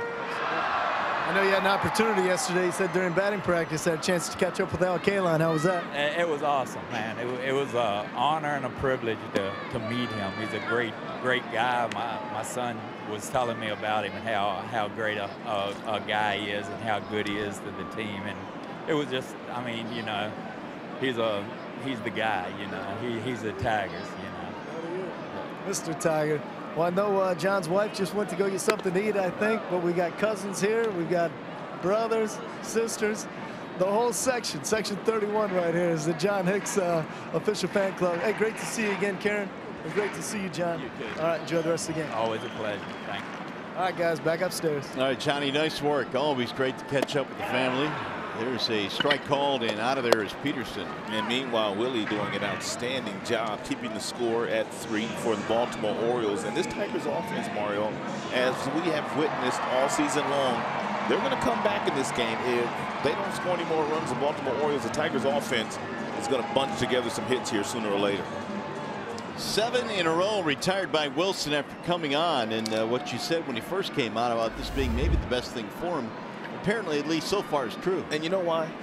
Because he's sitting in that bullpen, and the last thing that he's thinking in his mind that he's going to pitch in 3rd inning. All of a sudden, that phone rings, and they say, Alex Wilson, get up. You don't have time to think about anything other than coming out here and getting loose. He's not thinking about the other home runs that he's given up. I promise you that. And he's really working on executing the pitches at the bottom of the strike zone, which he's doing.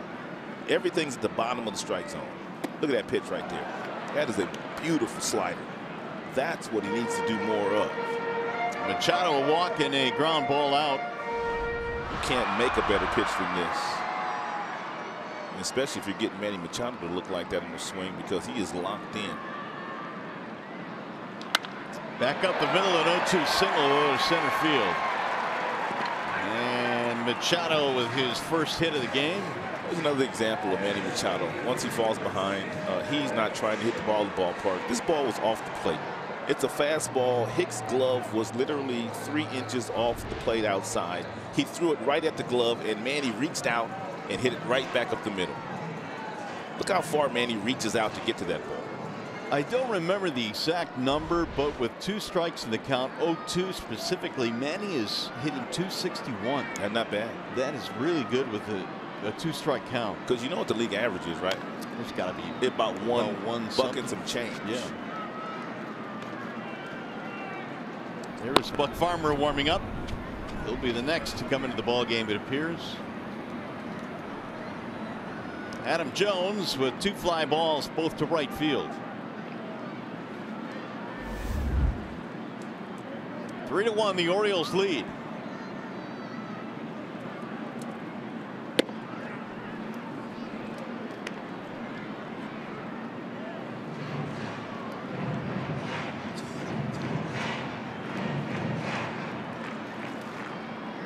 Jones now is 0 for 10 in the series.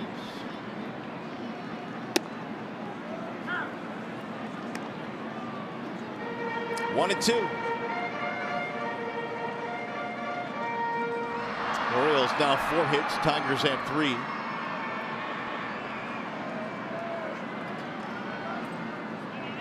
Now the 1-2.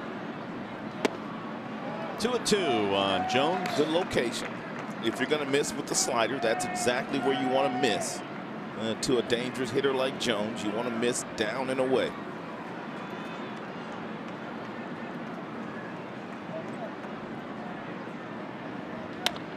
Little pop up into right center field. Jacoby Jones calling it. That'll end the inning. No runs. They get a hit and leave 1. 5 in the books. Tigers getting on the board on the John Hicks home run back in the 5th.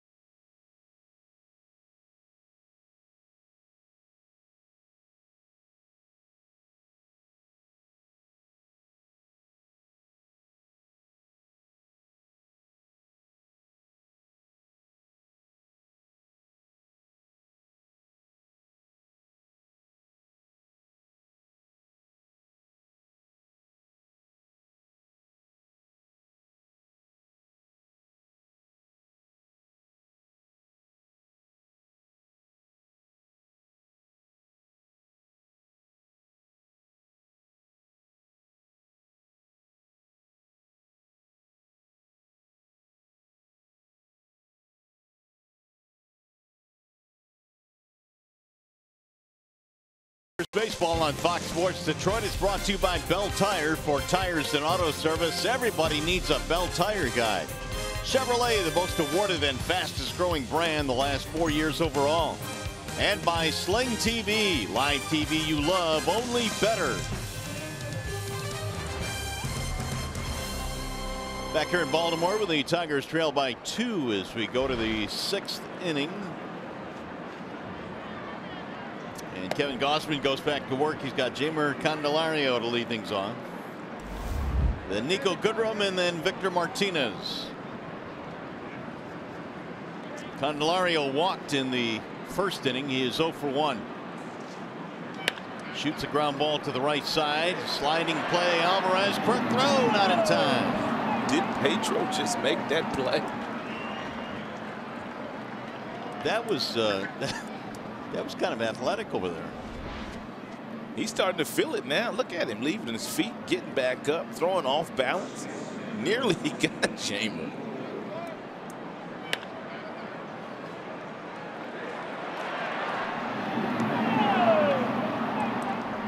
A leadoff single. Alvarez now will switch over and go to his natural 3rd base position. It's amazing how much they move in the infield these days. You got to be in shape. Yes, you do. Goodrum batting in the slot, vacated by Cabrera, who left with a bicep injury. Oh no, but apparently they have some kind of data that tells them that Nico Goodrum bunts for a base hit. Alvarez, the third baseman, about 4 or 5 feet in on the grass. Everybody else played to pull. First at bat of the day for Nico Goodrum, replacing Miguel Cabrera.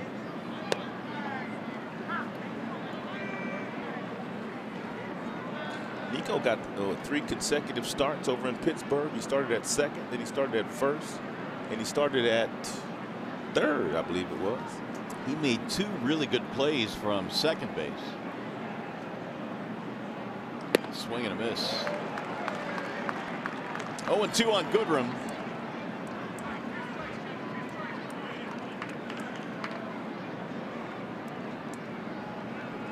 Gausman now is honing in on 90 pitches.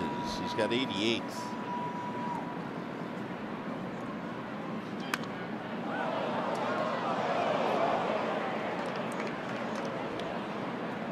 Next one will be number 90 here for Gausman. And Gausman now down to 67%, and with his usage on the fastball today.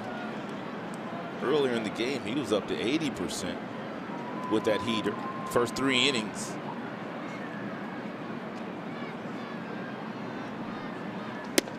Busted him inside and missed.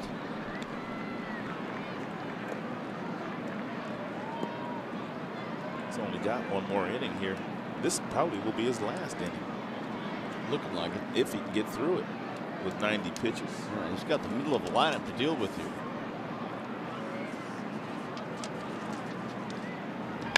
Ground ball, knocked down at first base. Mancini has only 1 play. Runner will advance.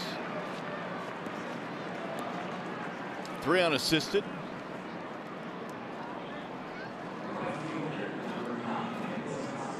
Hey, join the Tigers in the fight against breast cancer. The 7th annual Pink Out the Park is Mother's Day. Sunday, May 13th. Tigers take on the Mariners at 1:10.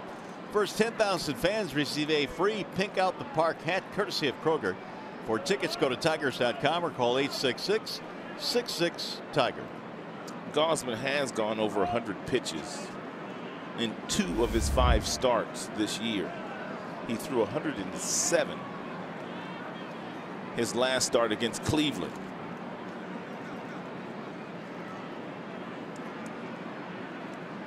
Now with 1 out, here is Castellanos. Strike 1 on Nicholas.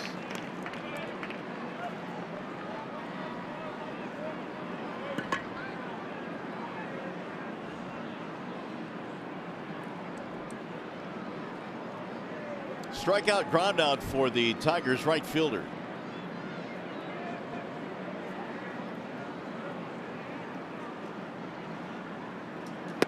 Up and in. Straighten him up. Gausman these days wearing the number 34. We told the story the last time he pitched against the Tigers back at Comerica. He changed his number to honor Roy Halladay, one of his baseball heroes. Halladay passed away last November in a tragic airplane accident. That was a very difficult loss for all of baseball. What a great pitcher he was.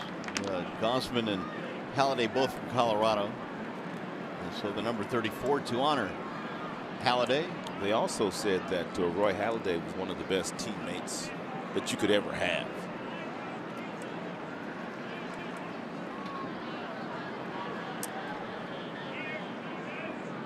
Martinez waiting on deck. 1-2 on Castellanos. Drilled toward left field. Going to hang up there though, and caught by Rickard. 2 gone.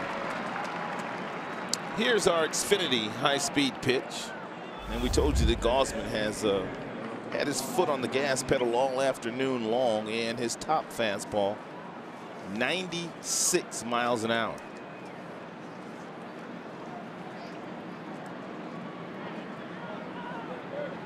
So with 2 away, here is Martinez, who walked in the 4th. Victor otherwise 0 for 1. There's Alvarez moving back over to that rover position, getting the sprints in. He's breathing hard. It's the only way he's getting his sprints in, because every time he swings the bat, he's jogging around the bases. 3 homers in the series for him. I would expect that Gausman's going to be careful here with Victor, even though he's got really good numbers against Victor. Victor 0 for 20 in his career against Gausman. 0 for 20. Yeah, I said that. But there's a base open. You got 2 outs. You got a right-hander in the on-deck circle. I don't think he's going to allow Victor to beat him. At least that should be his mindset. Yeah, I think you're right. I think 0 for 20 is immaterial right now. You got to pitch to the situation here. You got Jacoby, the right-hander, on deck, and he stays away again, 2-0. Victor very dangerous on fastballs in fastball-friendly counts. If Gausman gets too much plate here, Victor will take a good swing at it. Victor has great bat range, and it doesn't necessarily have to be a strike for Victor to do his job here, especially the way they're defending him.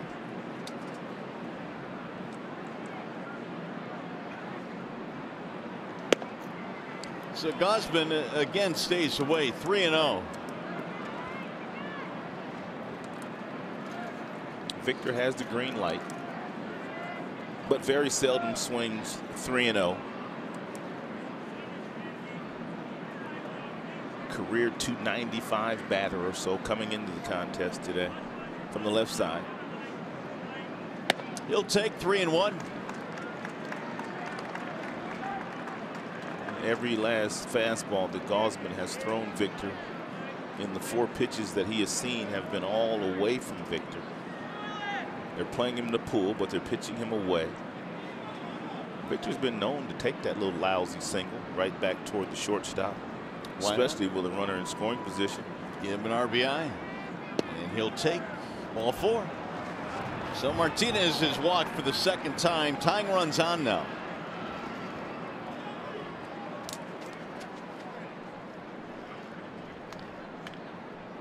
We'll get a visit to the mound now for Gausman here with Jacoby Jones coming up. Hey Detroit, it's April in the D and you need great food for tailgating, so here's your chance to enter to win groceries for a year from Aldi. To enter the Aldi groceries for a year sweepstakes, go to foxsportsdetroit.com. Your chance to win is waiting. Can you imagine groceries for a year? It'd be nice. Down the candy aisle. Chips aisle. So 100 now for Gausman. That's smart pitching by Gausman. I mean, Victor 0 for 20.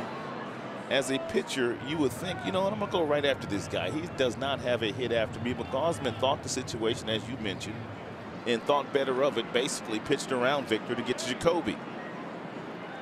Brad Brock warming up. Here is Jones now with the tying runs on. And Jacoby rifles one foul. Jacoby's had a real nice series against Baltimore Orioles pitching. He doubled last night in the right field corner. Then he doubled again later in the game in the left field corner, both on breaking balls. Jacoby's been getting a steady diet of off-speed pitches the last week or so.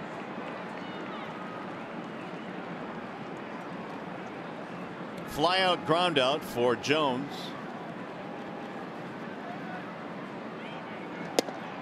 Ball low, 1 ball, 1 strike. Jacoby has hit safely in 8 of his last 10, injecting some life into the Tigers lineup in a recent hot streak. Playing tremendous defense in left field too.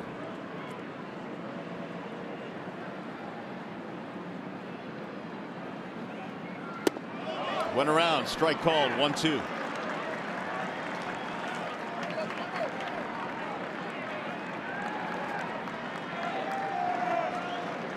Third time this year, Gausman has gone beyond 100 pitches in a game. Now he's got Jones behind in the count, 1-2.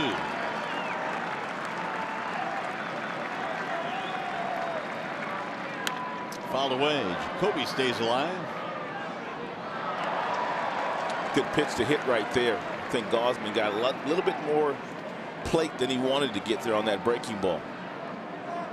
And JJ almost made him pay.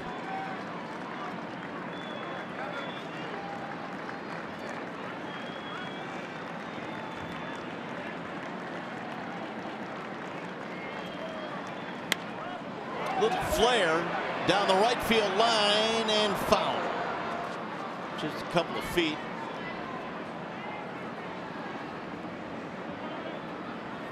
Tigers take one of those right now.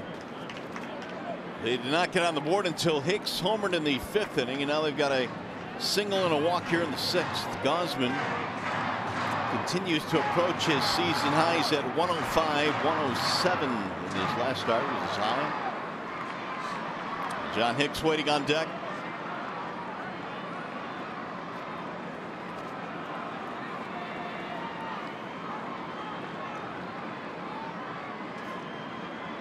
Now Gosman again with the 1-2. Ground ball left side deep in the hole. Machado cuts it off. His throw to second not in time, and the bases are loaded.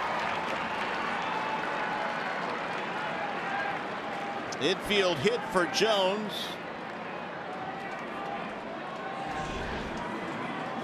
He still thought he could get Victor at second base after leaving his feet, preventing the Tigers from scoring a run. Mickey Machado throws from one knee and back to Peterson trying to get an out. It's going to be it for Gosman. We talked about this Tigers offense. They'd get back in this game. They could take over the game. Now with 2 outs, Brock comes running in. We'll be back. Tigers trail 3-1.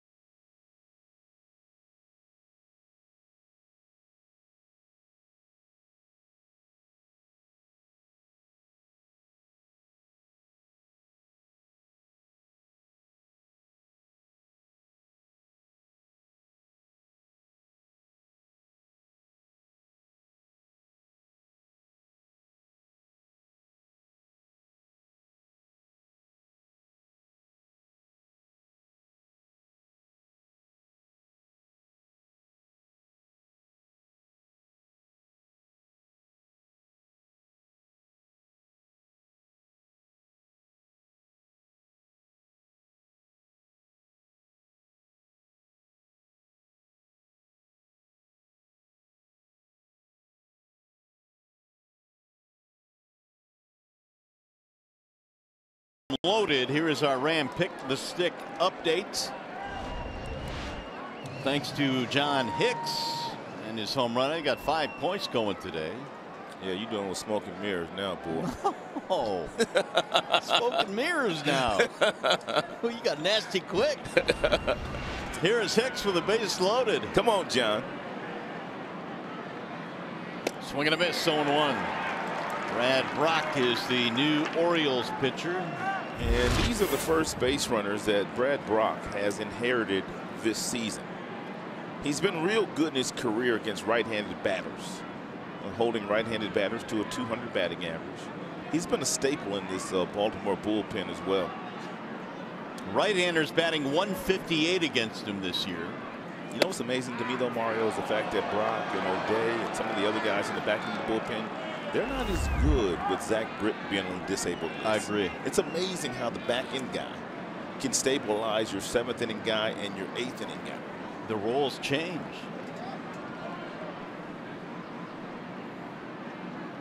Run around. Hicks trying to hold up. Upset with himself in the count 1-2. You got a big one left, and here's where you want to see something visibly done. Tigers don't strike out that much as a team. They put the ball in play usually with 2 strikes. You can see that Hicks is spread out a little bit more than he normally would be. He's not going to stride here. Just going to pick that foot up and put it right back down.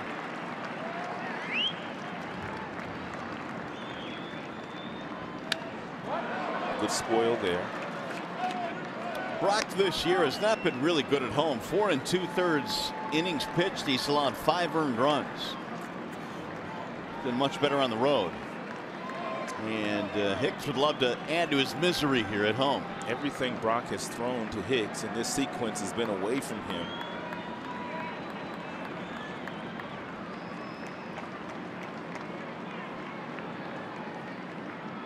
Swing and a miss.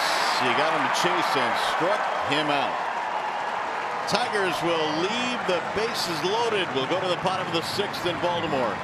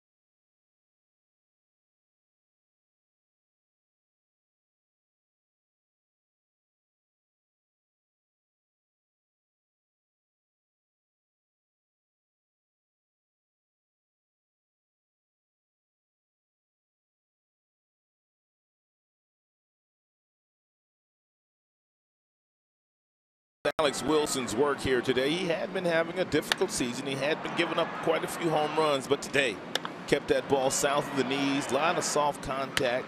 He threw some outstanding sliders. He threw some real good cutters. He kept the ball out of the middle of the plate, and a real nice job by Alex Wilson. 2 2/3, 1 hit. That was a base hit up the middle to Manny Machado. Longest outing without allowing a run since 2015 for the right-hander. And now Wallside Windows pitching change. Buck Farmer comes on for the Tigers. 11th and 12th game for Buck Farmer. 13 strikeouts, 9 walks. Opponents hitting .356 against Buck. And very important for him to do exactly what Alex Wilson did. That's and keep the score right where it's at. Santander skies the first one foul out of play. These Baltimore Orioles, man, it doesn't matter who it is, man. They swing early and they swing often. Santander, a strikeout. He lined out to left field his last time up. Rickard and then Alvarez to follow, facing Farmer.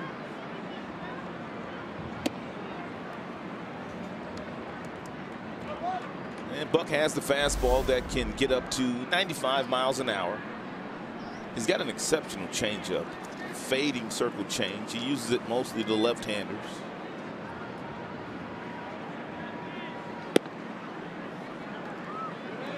One and two.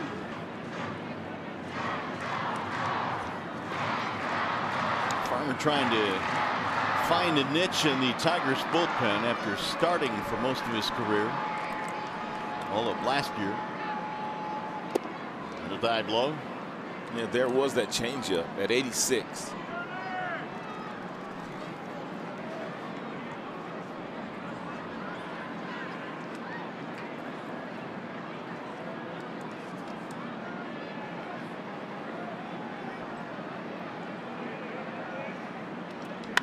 Slice to center, base hit. Santander has his 3rd hit of the series.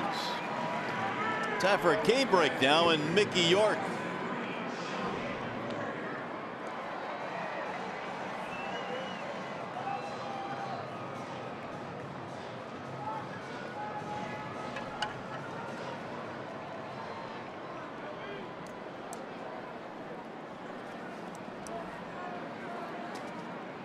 What is going on with Tampa?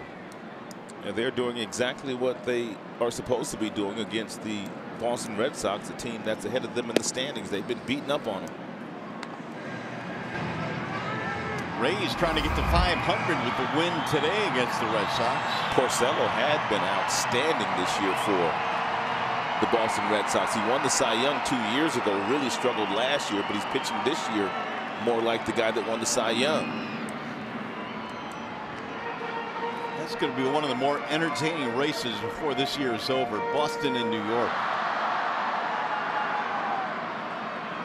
No Tampa? No. They got a nice little streak going on right now, but no. The Yankees have won 8 straight. Yankees are rolling right now. That offense, man, is really picked up, led by DeDe Gregorius. On a team where you've got Stanton, you've got Judge, you've got Sanchez kid behind the plate, but it's their shortstop, DeDe Gregorius, that is leading Major League Baseball in a lot of offensive categories, big boy categories. What does John Sterling, their announcer, say? Yes, indeedy. Yes, indeed. He's having a year. The Red Sox, by the way, have tied up for the Rays now, 3-3. Here it is 3-1. The Orioles lead the Tigers. They've got Rickard up there with the leadoff single by Santander here in the 6th. Farmer missed inside. 2-1.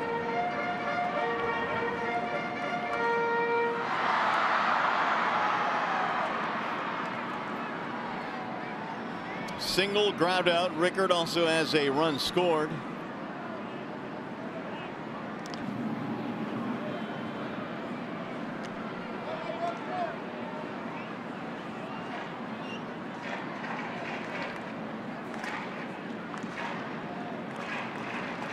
Orioles got one in the first on a leadoff home run by Mancini, and then the 2-run shot by Alvarez in the second. Daniel Norris left with an injury. Runner goes and he's hit by the pitch. Or did he get the bat? It's foul ball.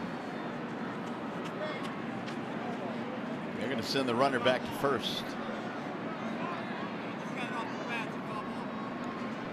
Chad Fairchild telling Buck Showalter, yeah, it's off the bat. Buck Showalter's telling him, wait a minute, I want to check it.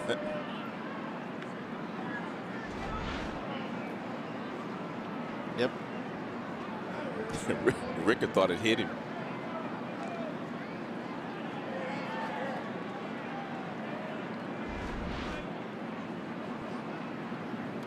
Low ball 3. Well, now you know Santander's going to be on the move again.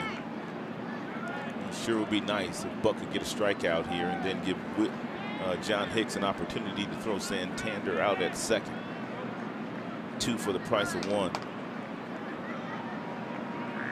Going with a changeup here. 3-2 pitch. Runner going. And it's low ball 4, and that'll put 2 men on. Nobody out.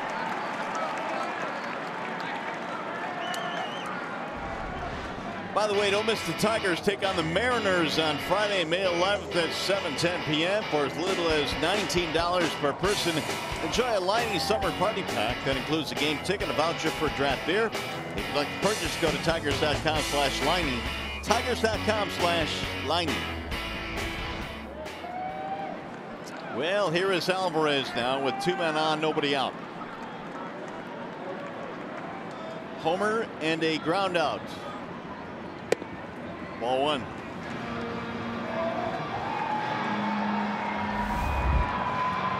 Daniel Norris left this game in the 3rd with tightness in his left groin. Miguel Cabrera with a bicep problem. He left the ball game earlier as well.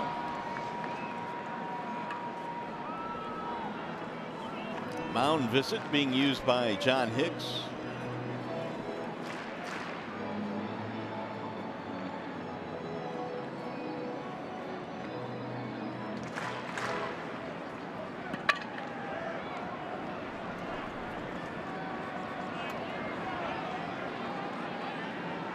Here's the 1-0.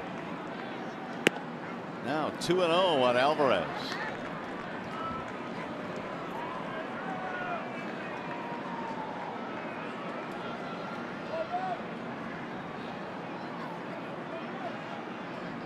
Wilson had retired 8 of the 9 that he faced before giving way to Farmer here. And he throws a strike on the outer edge. Just about every pitch they've thrown to Alvarez the last couple of days has been away from him. All 3 of these pitches have been away from him as well.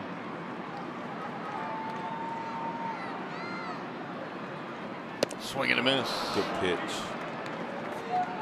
Dirty changeup there.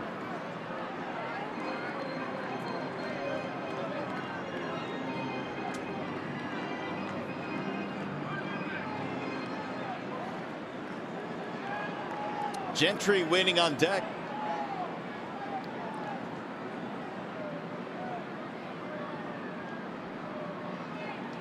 Just got a piece of it, and Alvarez stays alive.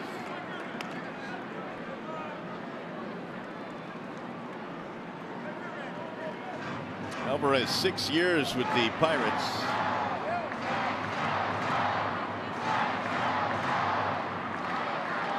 Second year with the Orioles.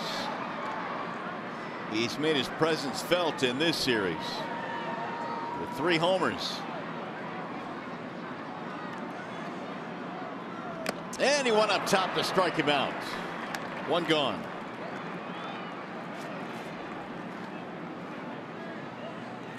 Big out there for Buck. We'll bring up Gentry.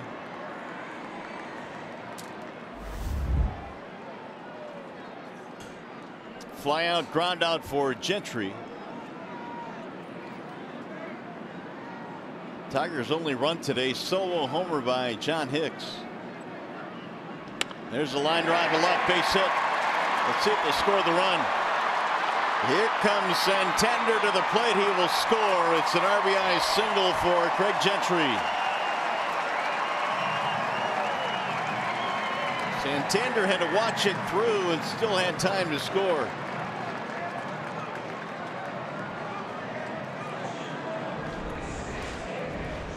It's a breaking ball that stays up in the strike zone and allows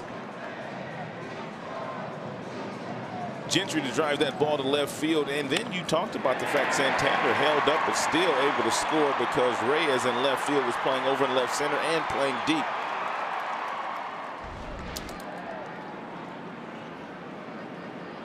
Caleb Joseph now still only 1 out. Joseph looks at a strike. If you're Buck, you're looking for the ground ball here. Off the bat of Joseph.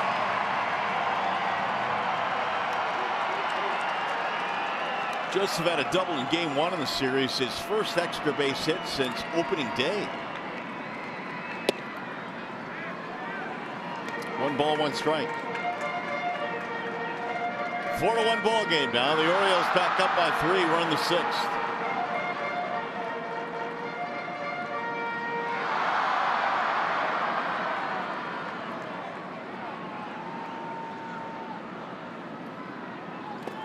It'll dart low in the dirt. 2 balls and 1 strike.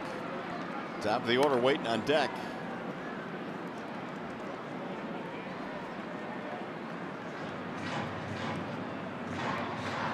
Farmer has allowed a single, a walk, a big strikeout of Alvarez, but then Gentry singles to left field.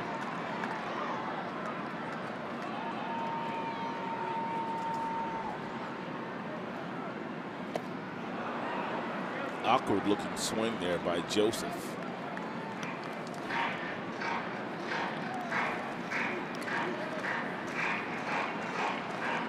Orioles 1 for 4 with runners in scoring position today.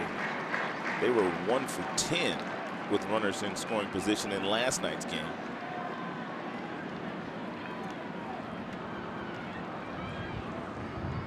Now the 2-2. Outside 3-2. You don't want to walk the number 9 hitter here.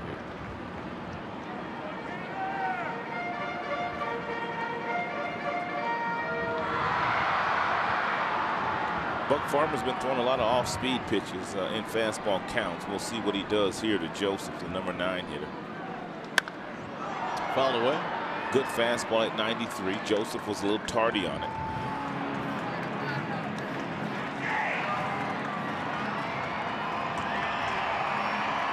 Caleb Joseph hit by a pitch in the second. He popped up in the fourth. Farmer trying to keep it right here at a 3-run game, only 1 out.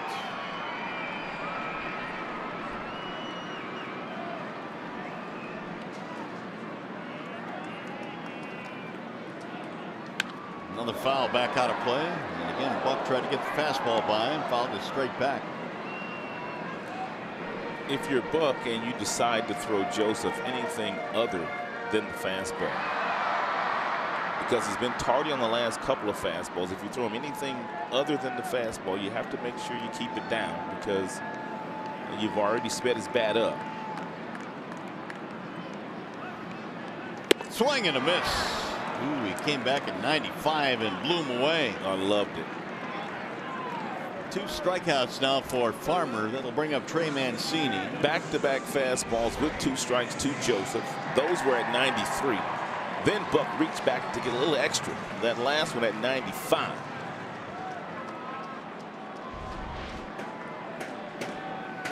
Not out of the woods yet, though. Now Mancini a homer and a walk in this game. Ball 1.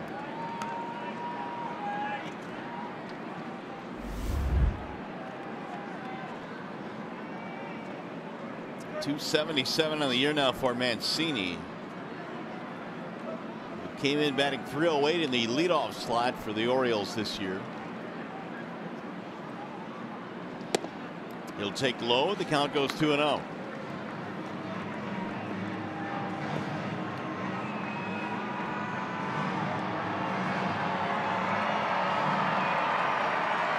Farmer, the 3rd Tigers pitcher today. Norris started, and then Wilson.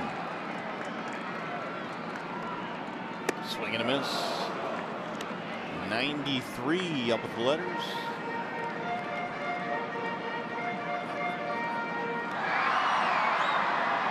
This will be the 30th pitch of the inning for Farmer.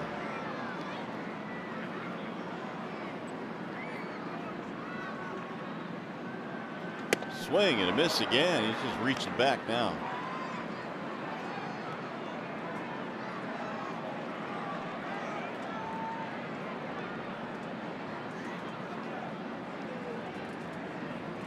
So it's been a long inning for Buck, but he can get out of it now by getting Mancini here. And he does. Struck him out swinging to end the inning. Orioles get a run, though, on the Gentry RBI hit. We go to the 7th.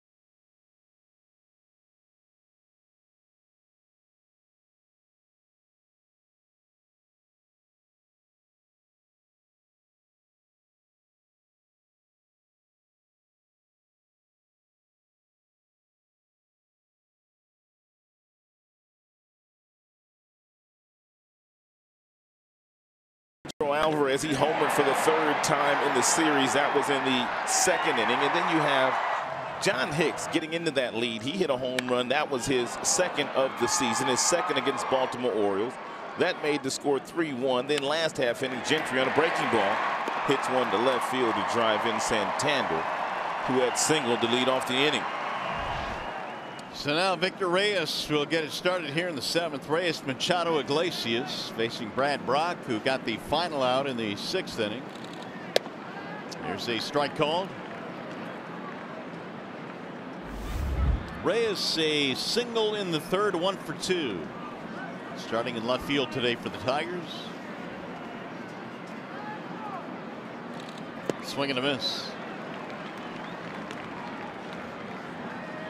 Brock took over in the 6th for Gausman with the bases loaded, 2 outs, and he struck out Hicks.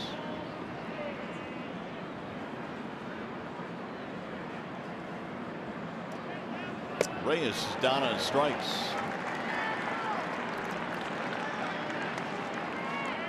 One out and 2 strikeouts now for Brock.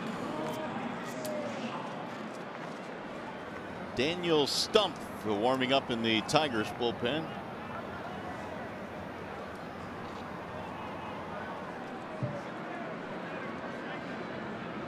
Here's Machado.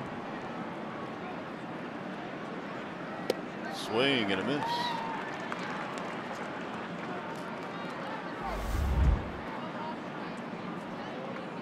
Strikeout, ground out for Dixon.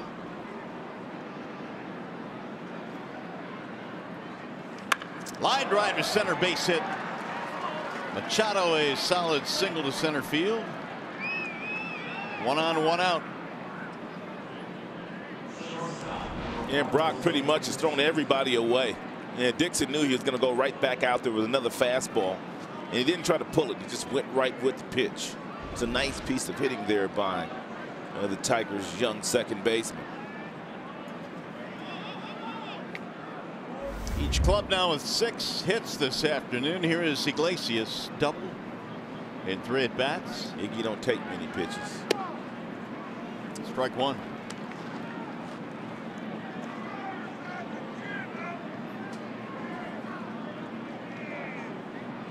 Iglesias now a 6-game hitting streak. 7 hits on the road trip. Fouled away. Now he's down 0-2.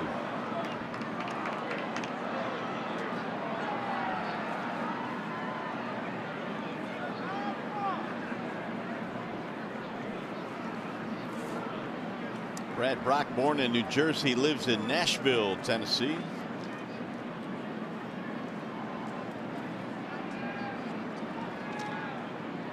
Oh, we got Iggy to chase, and down he goes. So Brock now has struck out 3 of the 4 batters he has faced. Told you that Brock in his career holding right-handed batters to a .202 batting average. So righties haven't had a lot of success against Brock. He also has 26 wins as a reliever. Whoa. That's a lot. Yeah, it's the most since he's been in the big leagues. Since 2014, these all major league relievers with 26 wins.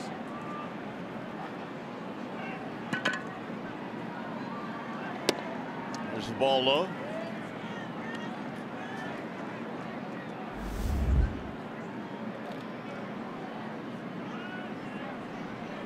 Shifting on Candelario. Jamer a single and a walk in this game. 1-1. He really had to hustle for that single. His last time up, he hit a ball to where Pedro Alvarez is standing right now.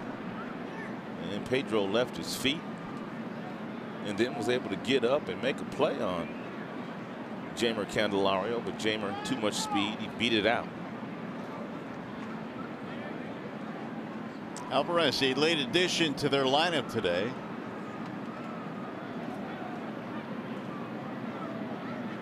Here's the 1-1. 1-2 on Jamer.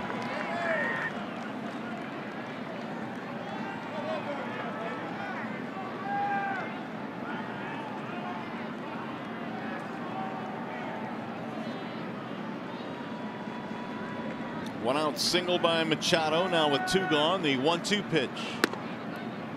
Candelario, a good job of not chasing that high fastball.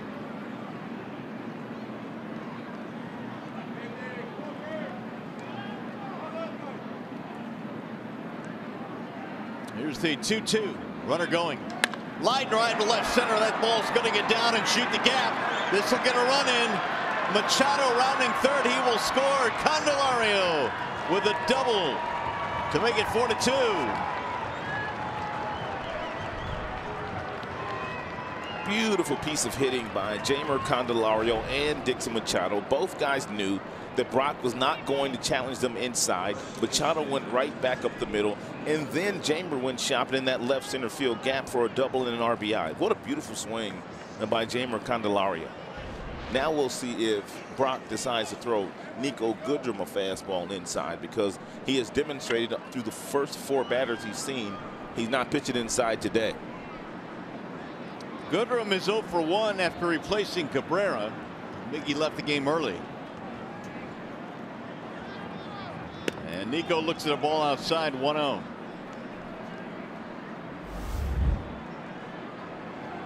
Great piece of hitting by Tigers youngsters, Machado and also Jeimer. Tigers now have 7 hits. Goodrum fouls it back out of play, 1-1. Here's where Miggy left the game today. He took a swing in the 4th inning, his second at bat, and you can see him wince, and then you can see him grab that left bicep. And that's the reason why Miguel is out of the game.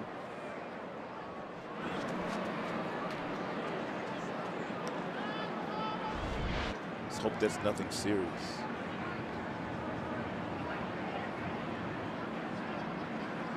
The 1-1. Goodrum, good swing, fouled it straight back. Niko upset with himself. He was sitting on a fastball, 1-1. He got the fastball he was looking for, and he fouled it straight back.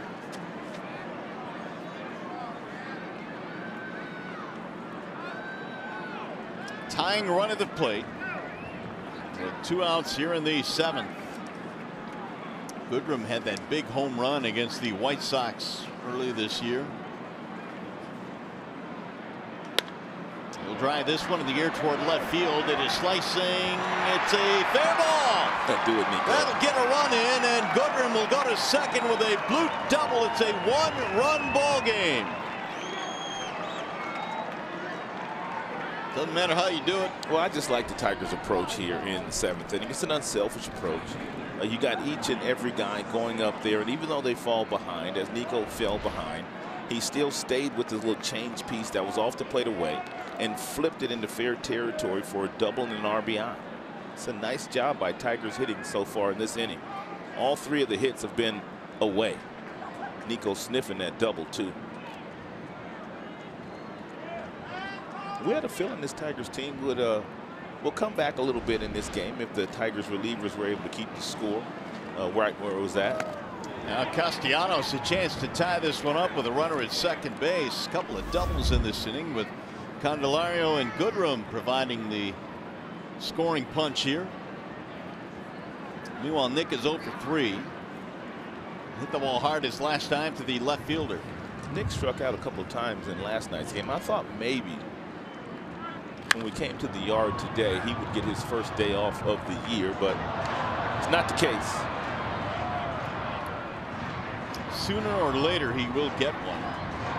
And Ron Gardner has talked about getting Castellanos a day, but Nick, like the rest of the Tigers in this lineup, they hate coming out.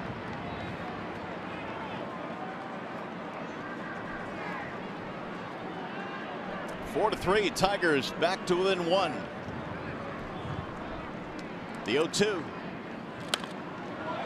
Castellanos in stay alive mode right there, spoiled one. I'm trying to think if Brock has thrown one pitch inside to any of the hitters that he's seen.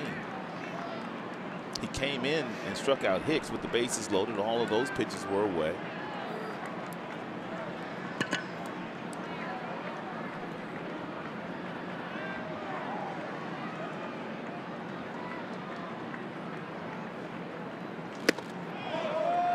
One and 2.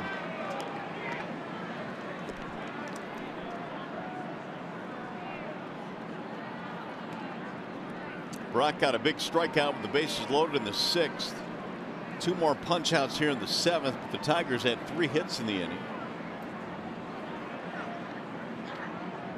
Here's the 1-2 pitch. Swing and a miss. He struck him out. Nick is out of there, and that'll be it for the Tigers. They tighten it up, though, scoring 2 runs. Coming up, the Consumers Energy 7th inning stretch.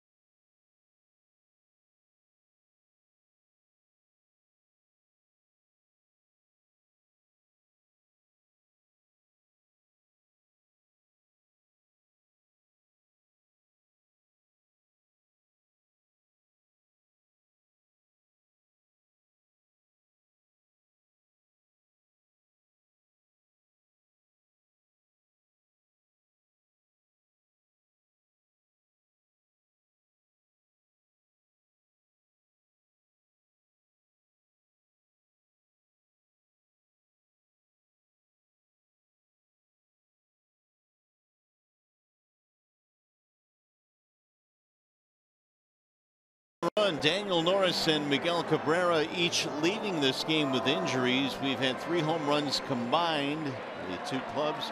Hicks for the Tigers. Mario and Rod back here in Baltimore. And Rod, you don't want to be too concerned because we don't know what the situation is right now with Cabrera, but you hate seeing him come out of the game, and of course Daniel Norris again as well. Well, especially the way Miggy's been swinging the bat, batting third for the Tigers every single day.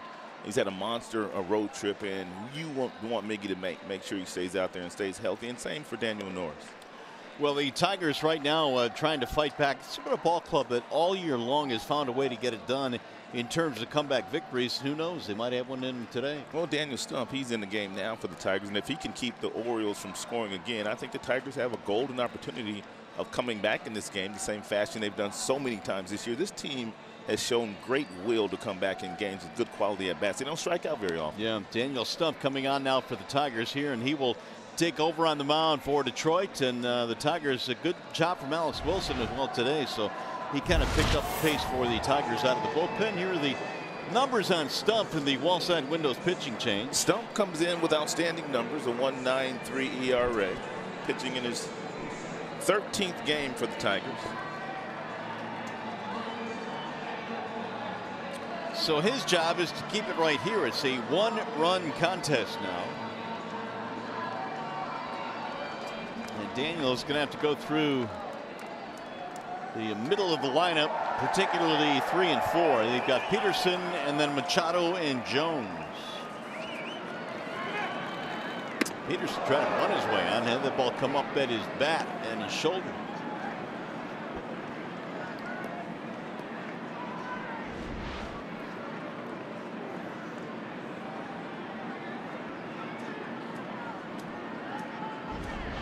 Tough day for Peterson. Couple of strikeouts, 0 for 3, and now ball 2 missing inside.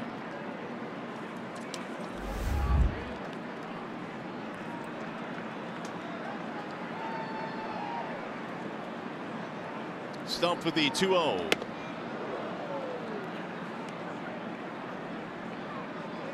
Sunshine back out. It's been a cloudy, overcast day. The lights have been on here since the start of the afternoon. Well, there's no rain. It's been kind of a cool day here. There's ball 3 up high. We usually come to Baltimore a little later in the season. It's always beautiful weather here. It's always a wonderful walk back to the hotel. Rainy and chilly this stop, though. Never 49 degrees at game time, that's for sure, like it was today.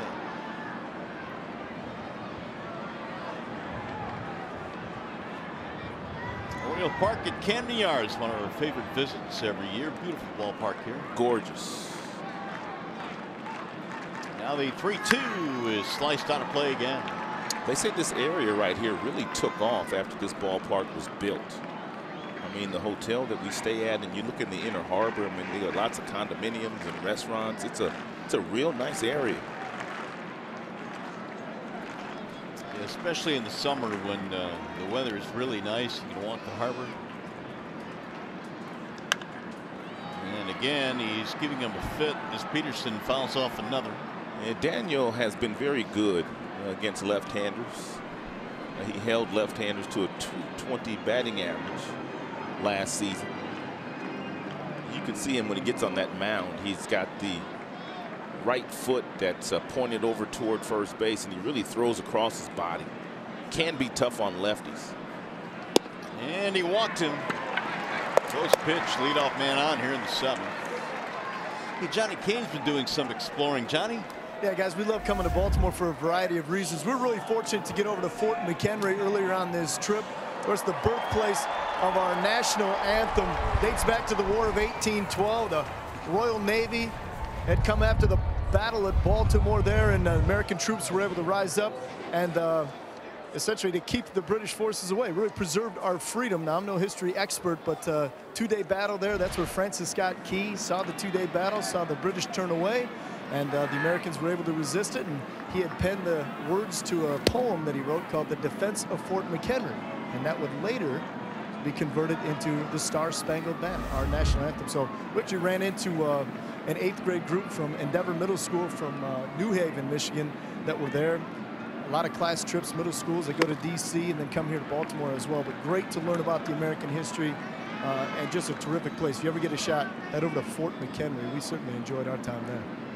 Hey, Professor Kane with a history lesson. Nice job, John. Somebody might, yeah.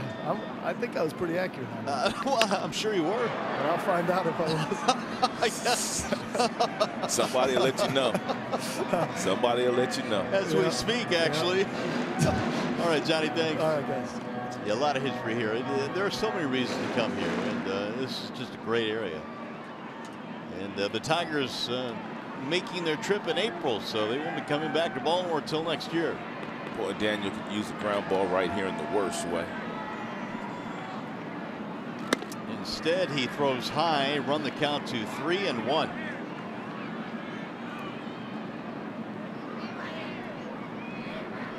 Oh, this is a dangerous count. To a dangerous hitter.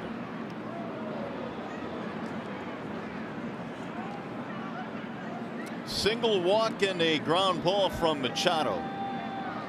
5 hits in 9 at-bats in the series.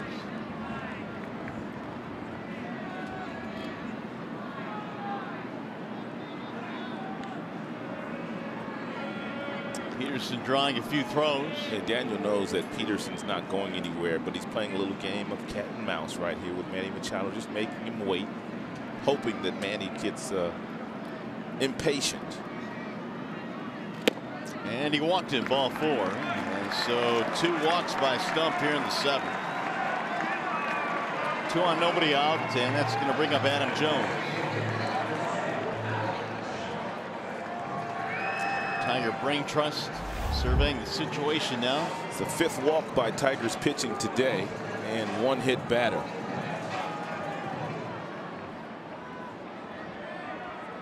Dave Clark positioning his outfielders. And Daniel Stump had only walked 3 in 9 innings coming into play today. So wildness had not been an issue for him. Adam Jones 0 for 3 today. Adam is also grounded into 5 double plays.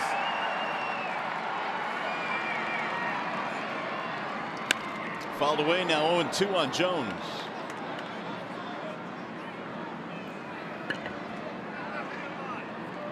trying to keep him at bay for at least one more at bat. Jones in the series 0 for 11.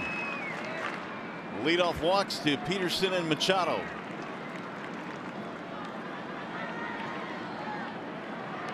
Told you the story regarding Adam Jones when Buck Showalter took over as manager 8 years ago. Adam Jones ran down the line, and Buck Showalter had a stopwatch in his hand. And when Adam got back to the dugout, Buck Showalter, he showed him the stopwatch and the time that was on the stopwatch. And he also reminded Adam how fast he was, and this is what you should be running down the line. And he said, you say you want to be a leader? This is how you lead for your teammates. You run down the line hard. And from that day forward, Adam has never loafed down the line on a ground ball. Swing and a miss. He tied him up, and down he goes. Big strikeout there for the left-hander Stump. What a pitch. Hey, download the app, play for free. Start your streak and compete to win $5.6 million. Download Beat the Streak today in the App Store on MLB.com/BTS. Beat the streak. 1 out now, and here is Santander. Ball high. Daniel again falling behind. Santander singled, scored a run in the 6th.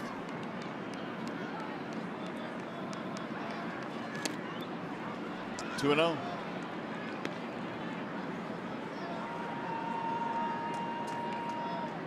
And Tigers a little short-handed in their bullpen today. Possibly no Jimenez. Possibly no Ward Sapo.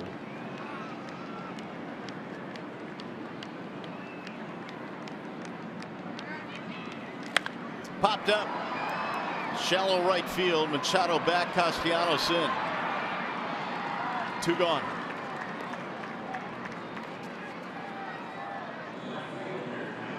And Stump big out against Adam Jones. He got ahead of him with a couple fastballs. Then he came back with just a dirty, I mean absolutely dirty slider. Look at it come off the fingertips. Located beautifully right at that back foot of Adam Jones. And a nice job by John Hicks blocking that ball, keeping it in front of him. Rough series for Adam. 0 for 12. 8, 9, 10, 11, 12. Yes, sir. 0 for 4 today, so 0 for 12. Joey Rickard down with 2 outs.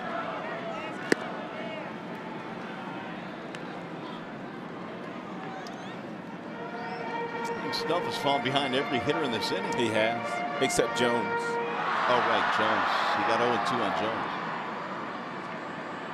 The 1-0. 2-0. Rickard single and a walk. He has scored a run. You got Alvarez waiting on deck.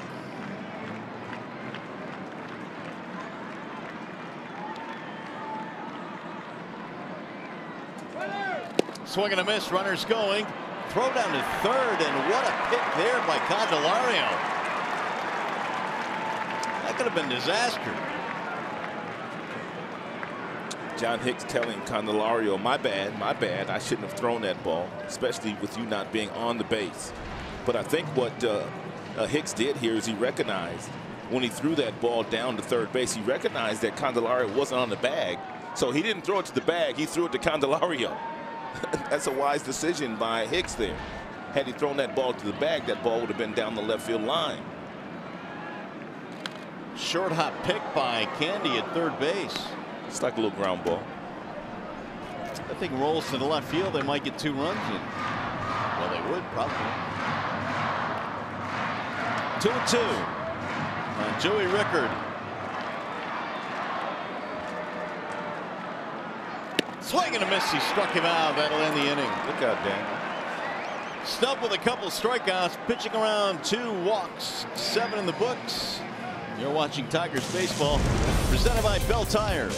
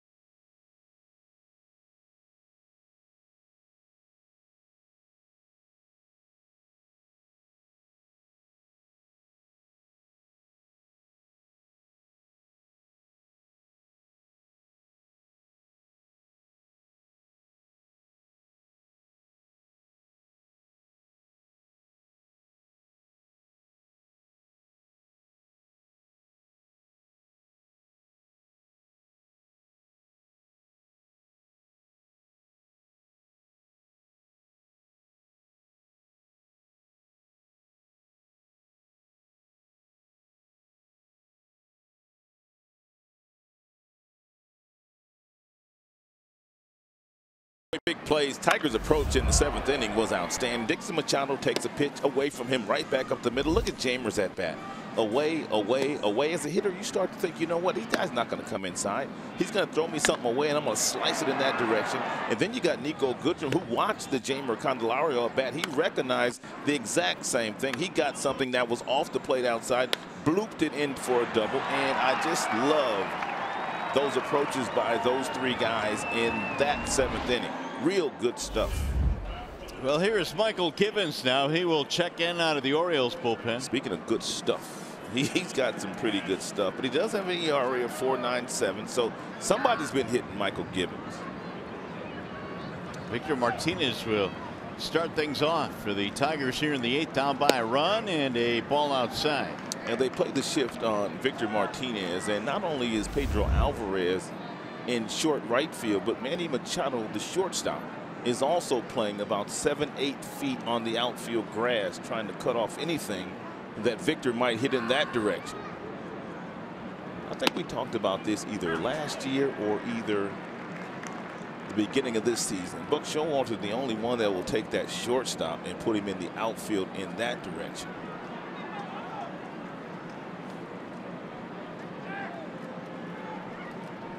Go ahead, bump for a hit, Victor. No kidding. Bunt down that 3rd base line. Fouled away. To talk about, you can literally walk to first base. Had he done backwards. Had he done it. 1-2. Givens was a position player his first 3 years in professional baseball. Right. Did not start pitching until 2013. I've never seen a guy throw from this arm slot and get the velocity that he gets. I mean, that's 95 from a low, I mean, real low 3/4 arm slot, borderline sidearm. And not only the arm angle, but the little hesitation that he has as well. And it's not a straight fastball, it's moving. He's not a comfortable at bat. Swing and a miss. Vimar will attest to that. 1 gone.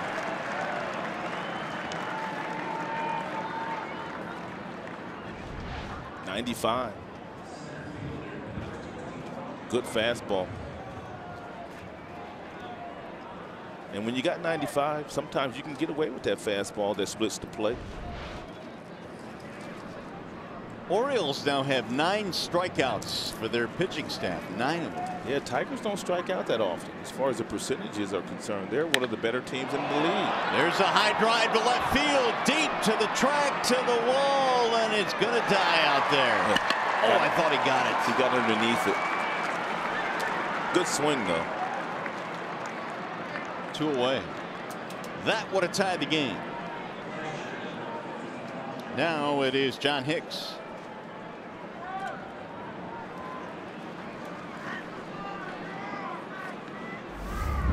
Hicks hit a homer back in the 5th, a solo shot.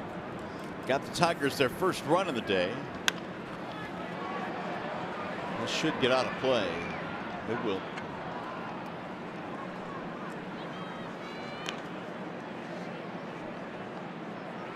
One for 3 for Hicks. He has now hit safely in his last 5.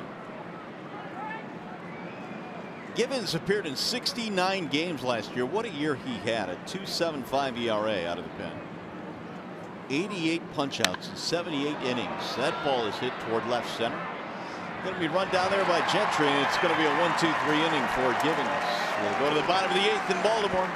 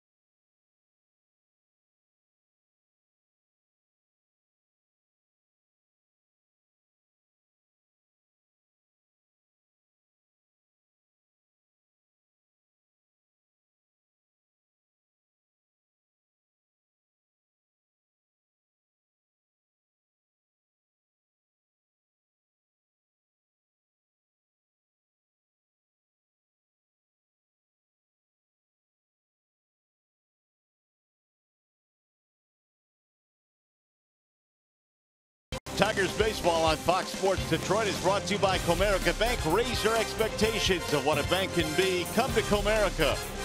Your Metro Detroit Chevy dealers. Visit ChevyDetroit.com. See why Chevy drives the Motor City. And by Wallside Windows, we can do that. We are the factory. Back here in Baltimore, bottom of the 8th, and a tight one here in the final game of the series. And look who's in, Big Joe Jimenez. Yeah, Ron Gardenhire said that, you know what, he'd like to stay away from Joe today, but when your starter only goes 2 innings and you don't have everybody at your disposal in your bullpen, somebody's going to have to come in and pitch maybe when they were scheduled to have a day off, and today that's Joe Jimenez. Pedro Alvarez will lead things off. Joe has been outstanding this year. He's taken that next step. Good fastball, mid to upper 90s, good slider, good changeup. Good kid, too. He has taken advantage of his chance this year after struggling in the major leagues last year. Now the 1-1 coming home. That'll go to the backstop. I think Jimenez realized after what he did last year, Mario, in the big leagues, that you know what, I just can't come up here and throw fastballs by big league hitters like I was throwing fastballs by the minor league hitters. I need to figure out a way to use my breaking ball and my changeup in fastball counts. And he started doing that in spring training, and because of that, he's off to a real nice campaign here in 2018. High, towering fly ball to right field. Castellanos, I think, saw it off the bat. Nick going to the wall, he looks up, and that ball is gone, a home run. Alvarez was sprinting to third base. They have signaled homer. Did Pedro do it again? I can't believe how high he hit that ball. I didn't even see it. Neither did Castellanos. Whoa, wait till we get a launch angle on this one. Nick didn't even move for 2 or 3 seconds. He didn't see it. I think it was a mile high. Gardy wants to make sure this is a home run.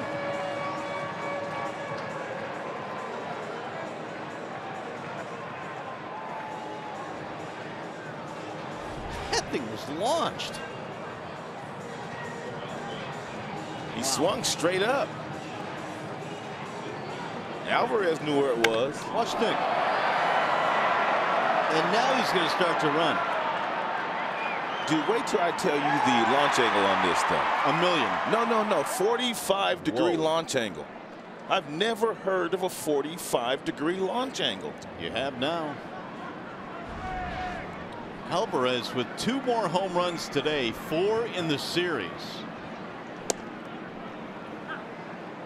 How about Buck Showalter putting him at third base today? A position he hadn't played since May of 2016. Yeah, unreal. Just to get his bat in the lineup. And he wasn't even scheduled to start today. Valencia was a late scratch, and Alvarez, who hadn't played third in forever, let's throw him out there. He's handled a couple of ground balls and he's hit a couple of homers.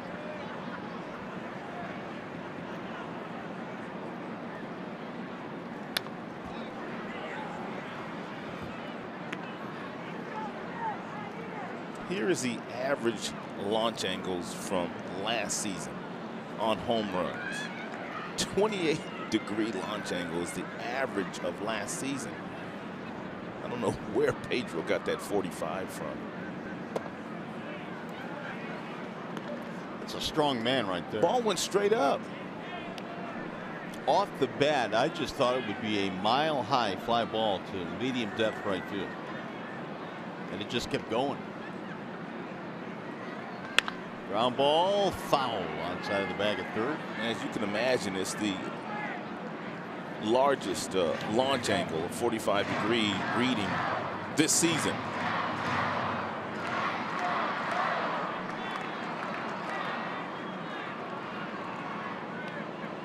Gentry singled in a run his last at bat.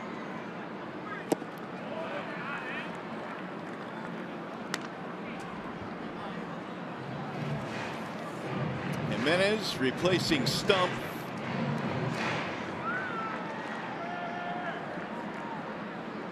Farmer and Wilson have also pitched.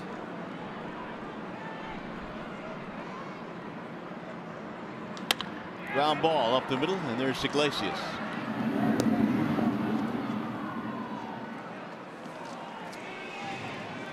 Here is the upcoming pitching matchups presented by Wallside Windows. Here are the series probables with the Red Hot Rays are coming in. Yeah, those Rays are playing some outstanding baseball. And Jordan Zimmerman, Matthew Boyd, and Fulmer and for the Tigers. They'll see the Rays best as well in Snell and also Archer. Zim's going to have to stay out there for a while tomorrow night, because we do know there'll be no Jimenez available. There'll be no Alex Wilson available. That's why we mentioned when Norris left the game early, it really does affect more than just today's game. It will hamstring you a little bit depending on what your relievers can do. Wilson did a fine job.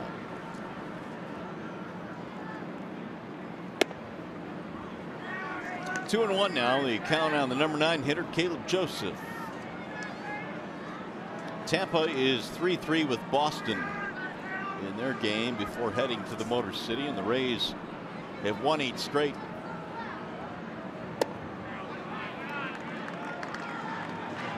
Some crazy stuff going on in baseball so far this year.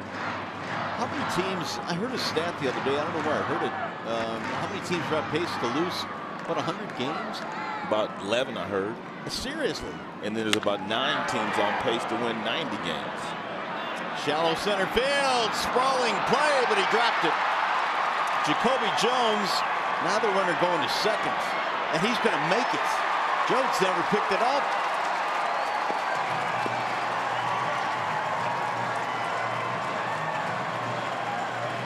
And Joseph took the extra 90 feet. Jacoby got a little bit of a late break on the ball. He took 1 or 2 steps back, and then he really had to race in, and he left his feet trying to make a diving catch and just didn't make the play. The ball's laying there. He finally throws it in, but Caleb takes second base. I wonder how they're going to rule that.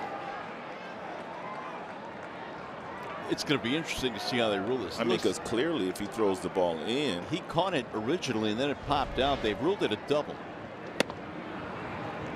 But when Jacoby flipped the ball up, that's when it Joseph took off, yeah. Took advantage of it and ran to second.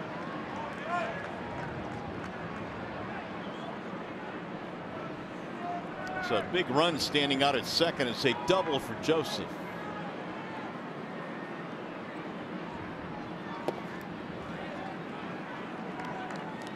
Mancini with a home run to start the first inning against Norris. He's also picked up a walk. Every time the Tigers have tried to inch their way back into this game, the Orioles have countered in their bottom half of that inning or the next inning.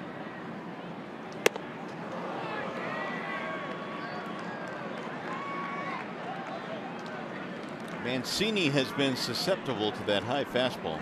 There is O'Day warming up. The Tigers have had good success against him.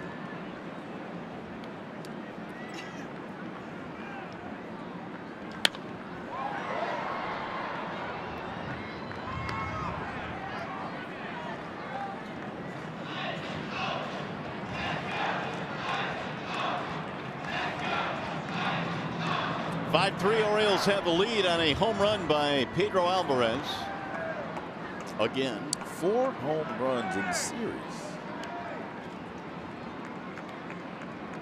Here's the 1-2. Swing and a miss it again up top. He dusted him. Snap throw down to second, and now they're going to get Joseph. And the ball is dropped at third. Joseph was dead to rights. He got caught, and he got bailed out. Jammer may have twisted his ankle.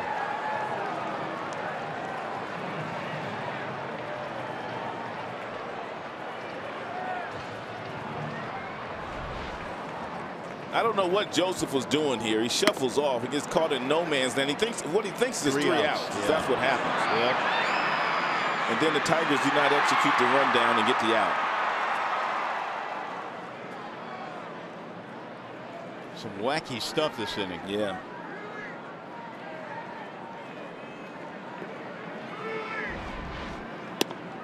Here is The second place hitter in the lineup, Peterson, now with a man at third and 2 outs.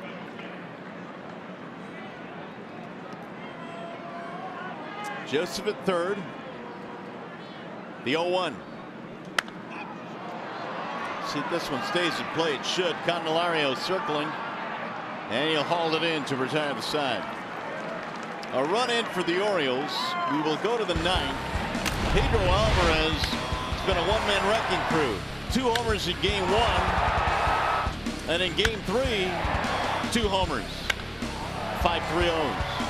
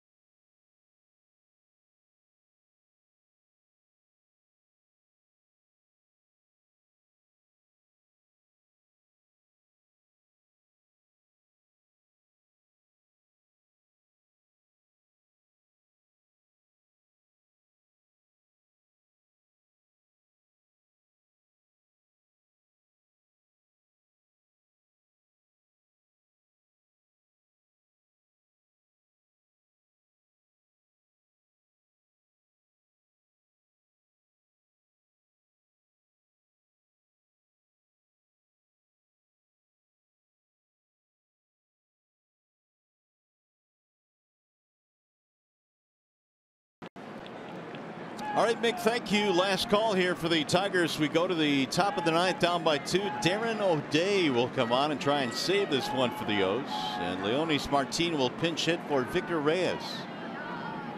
And Martin looks at ball 1 to get things started here in the 9th. Martin 0 for 4 against O'Day in his major league career. Small sample size, though. 11th appearance for O'Day, who gave up a home run to Victor Martinez in the 9th inning last night. Martin taking, it's a strike. O'Day with decent numbers as far as the strikeouts and walks are concerned. 13 strikeouts, he's only walked 2.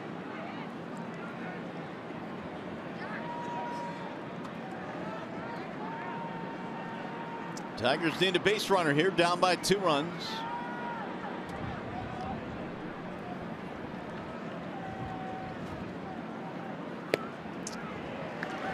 One and 2. A little backdoor breaking ball thrown by O'Day. He starts that ball off the plate, and from his arm slot, you just see the ball being outside, and all of a sudden, you give up on it, and that ball curls right back to the glove.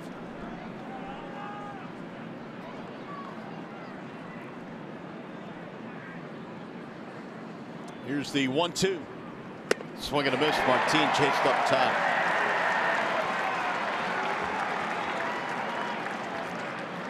And backdoor breaking ball in the previous pitch, and he goes upstairs with that fastball top of the strike zone. Martin couldn't lay off of it. Well, the Tigers have had a little bit of success against O'Day. He is 1 and 4 against the Tigers. ERA 3.6. Trying to get his first save against the Tigers ever. Here is Machado. Strike 1 on Dixon.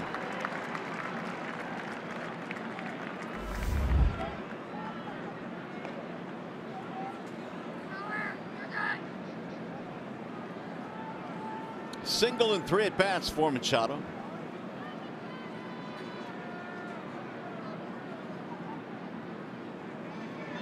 I don't know how many of these types of guys you faced in your career, Rod, but what did you feel like when you hit against a guy coming from this angle?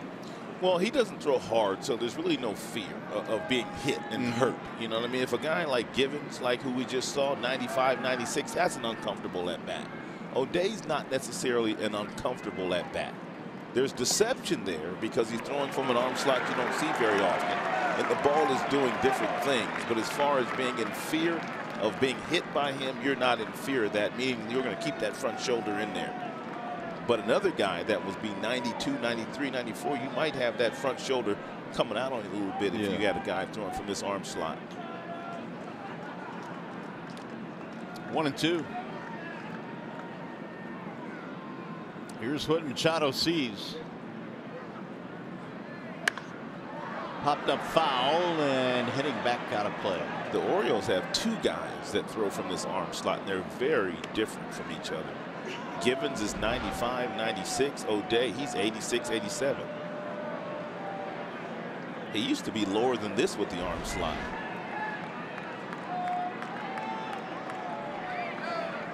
Whatever works.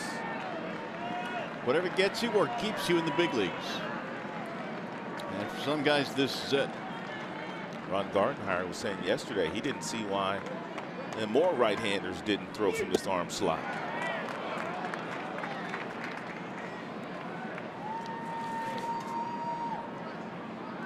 Well, you would think in the minor leagues there are many guys that are on the brink of being released and maybe don't have quite the fastball needed or the stuff needed to compete at this level, and why not try it? Yeah, find some kind of deception. He also talked about incorporating a knuckleball sometimes for some of these guys as well. Yeah. Which can prolong careers. He did it for R.A. Dickey.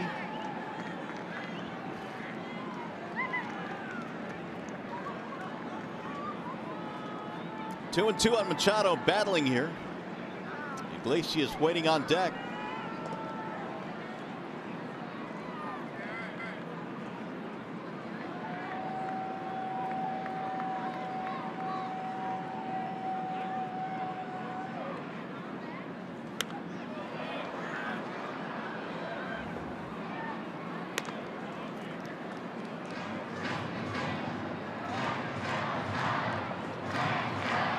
Tigers fell behind in this game 3-0. Got a run back on the home run by Hicks.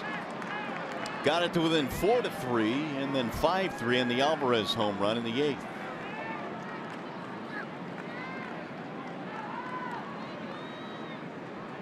Now O'Day with the 2-2.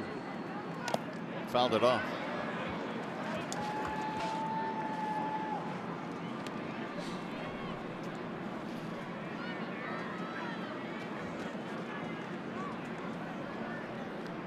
Tigers back home with the Rays coming to town. It's going to be a very short homestand, a 3-gamer.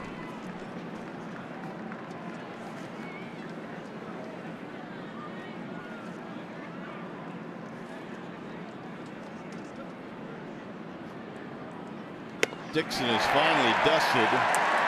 And a ball up out of the zone. 2 strikeouts for O'Day. Well, the Tampa Bay Rays are indeed coming to town tomorrow night. Join us at 6 p.m. for Tigers Live. All of your game coverage as well as tomorrow night. Tigers Rays at 6 right here on Fox Sports Detroit. Here's Iglesias. That is 11 strikeouts now for Baltimore pitching in this game.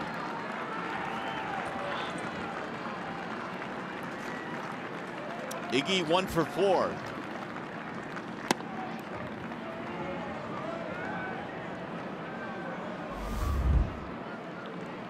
Had a 2-base hit back in the 3rd. It looked like it was going to drive in a run, but Reyes was hung up between 3rd and home, went and ran back to 3rd and was thrown out.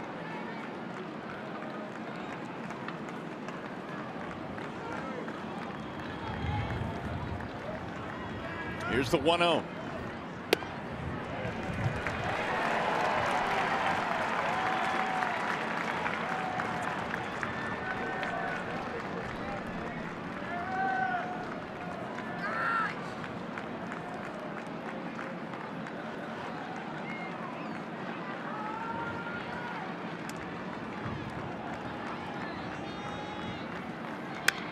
Now 1-2 on Iglesias. O'Day 1 strike away. The crowd getting into it now. Better than 28,000 fans here today. 28,089. Best crowd of the series. Best crowd of the road trip. Yeah, true. Bad weather in Pittsburgh held those crowds down. Here's the 1-2. Roller back to the mound. O'Day handles it, and that is that. The Orioles win here today, 5-3. They take 2 out of 3 in the series against the Tigers. Now we go to the Coliseum Studios. Mickey York, Tigers Live postgame.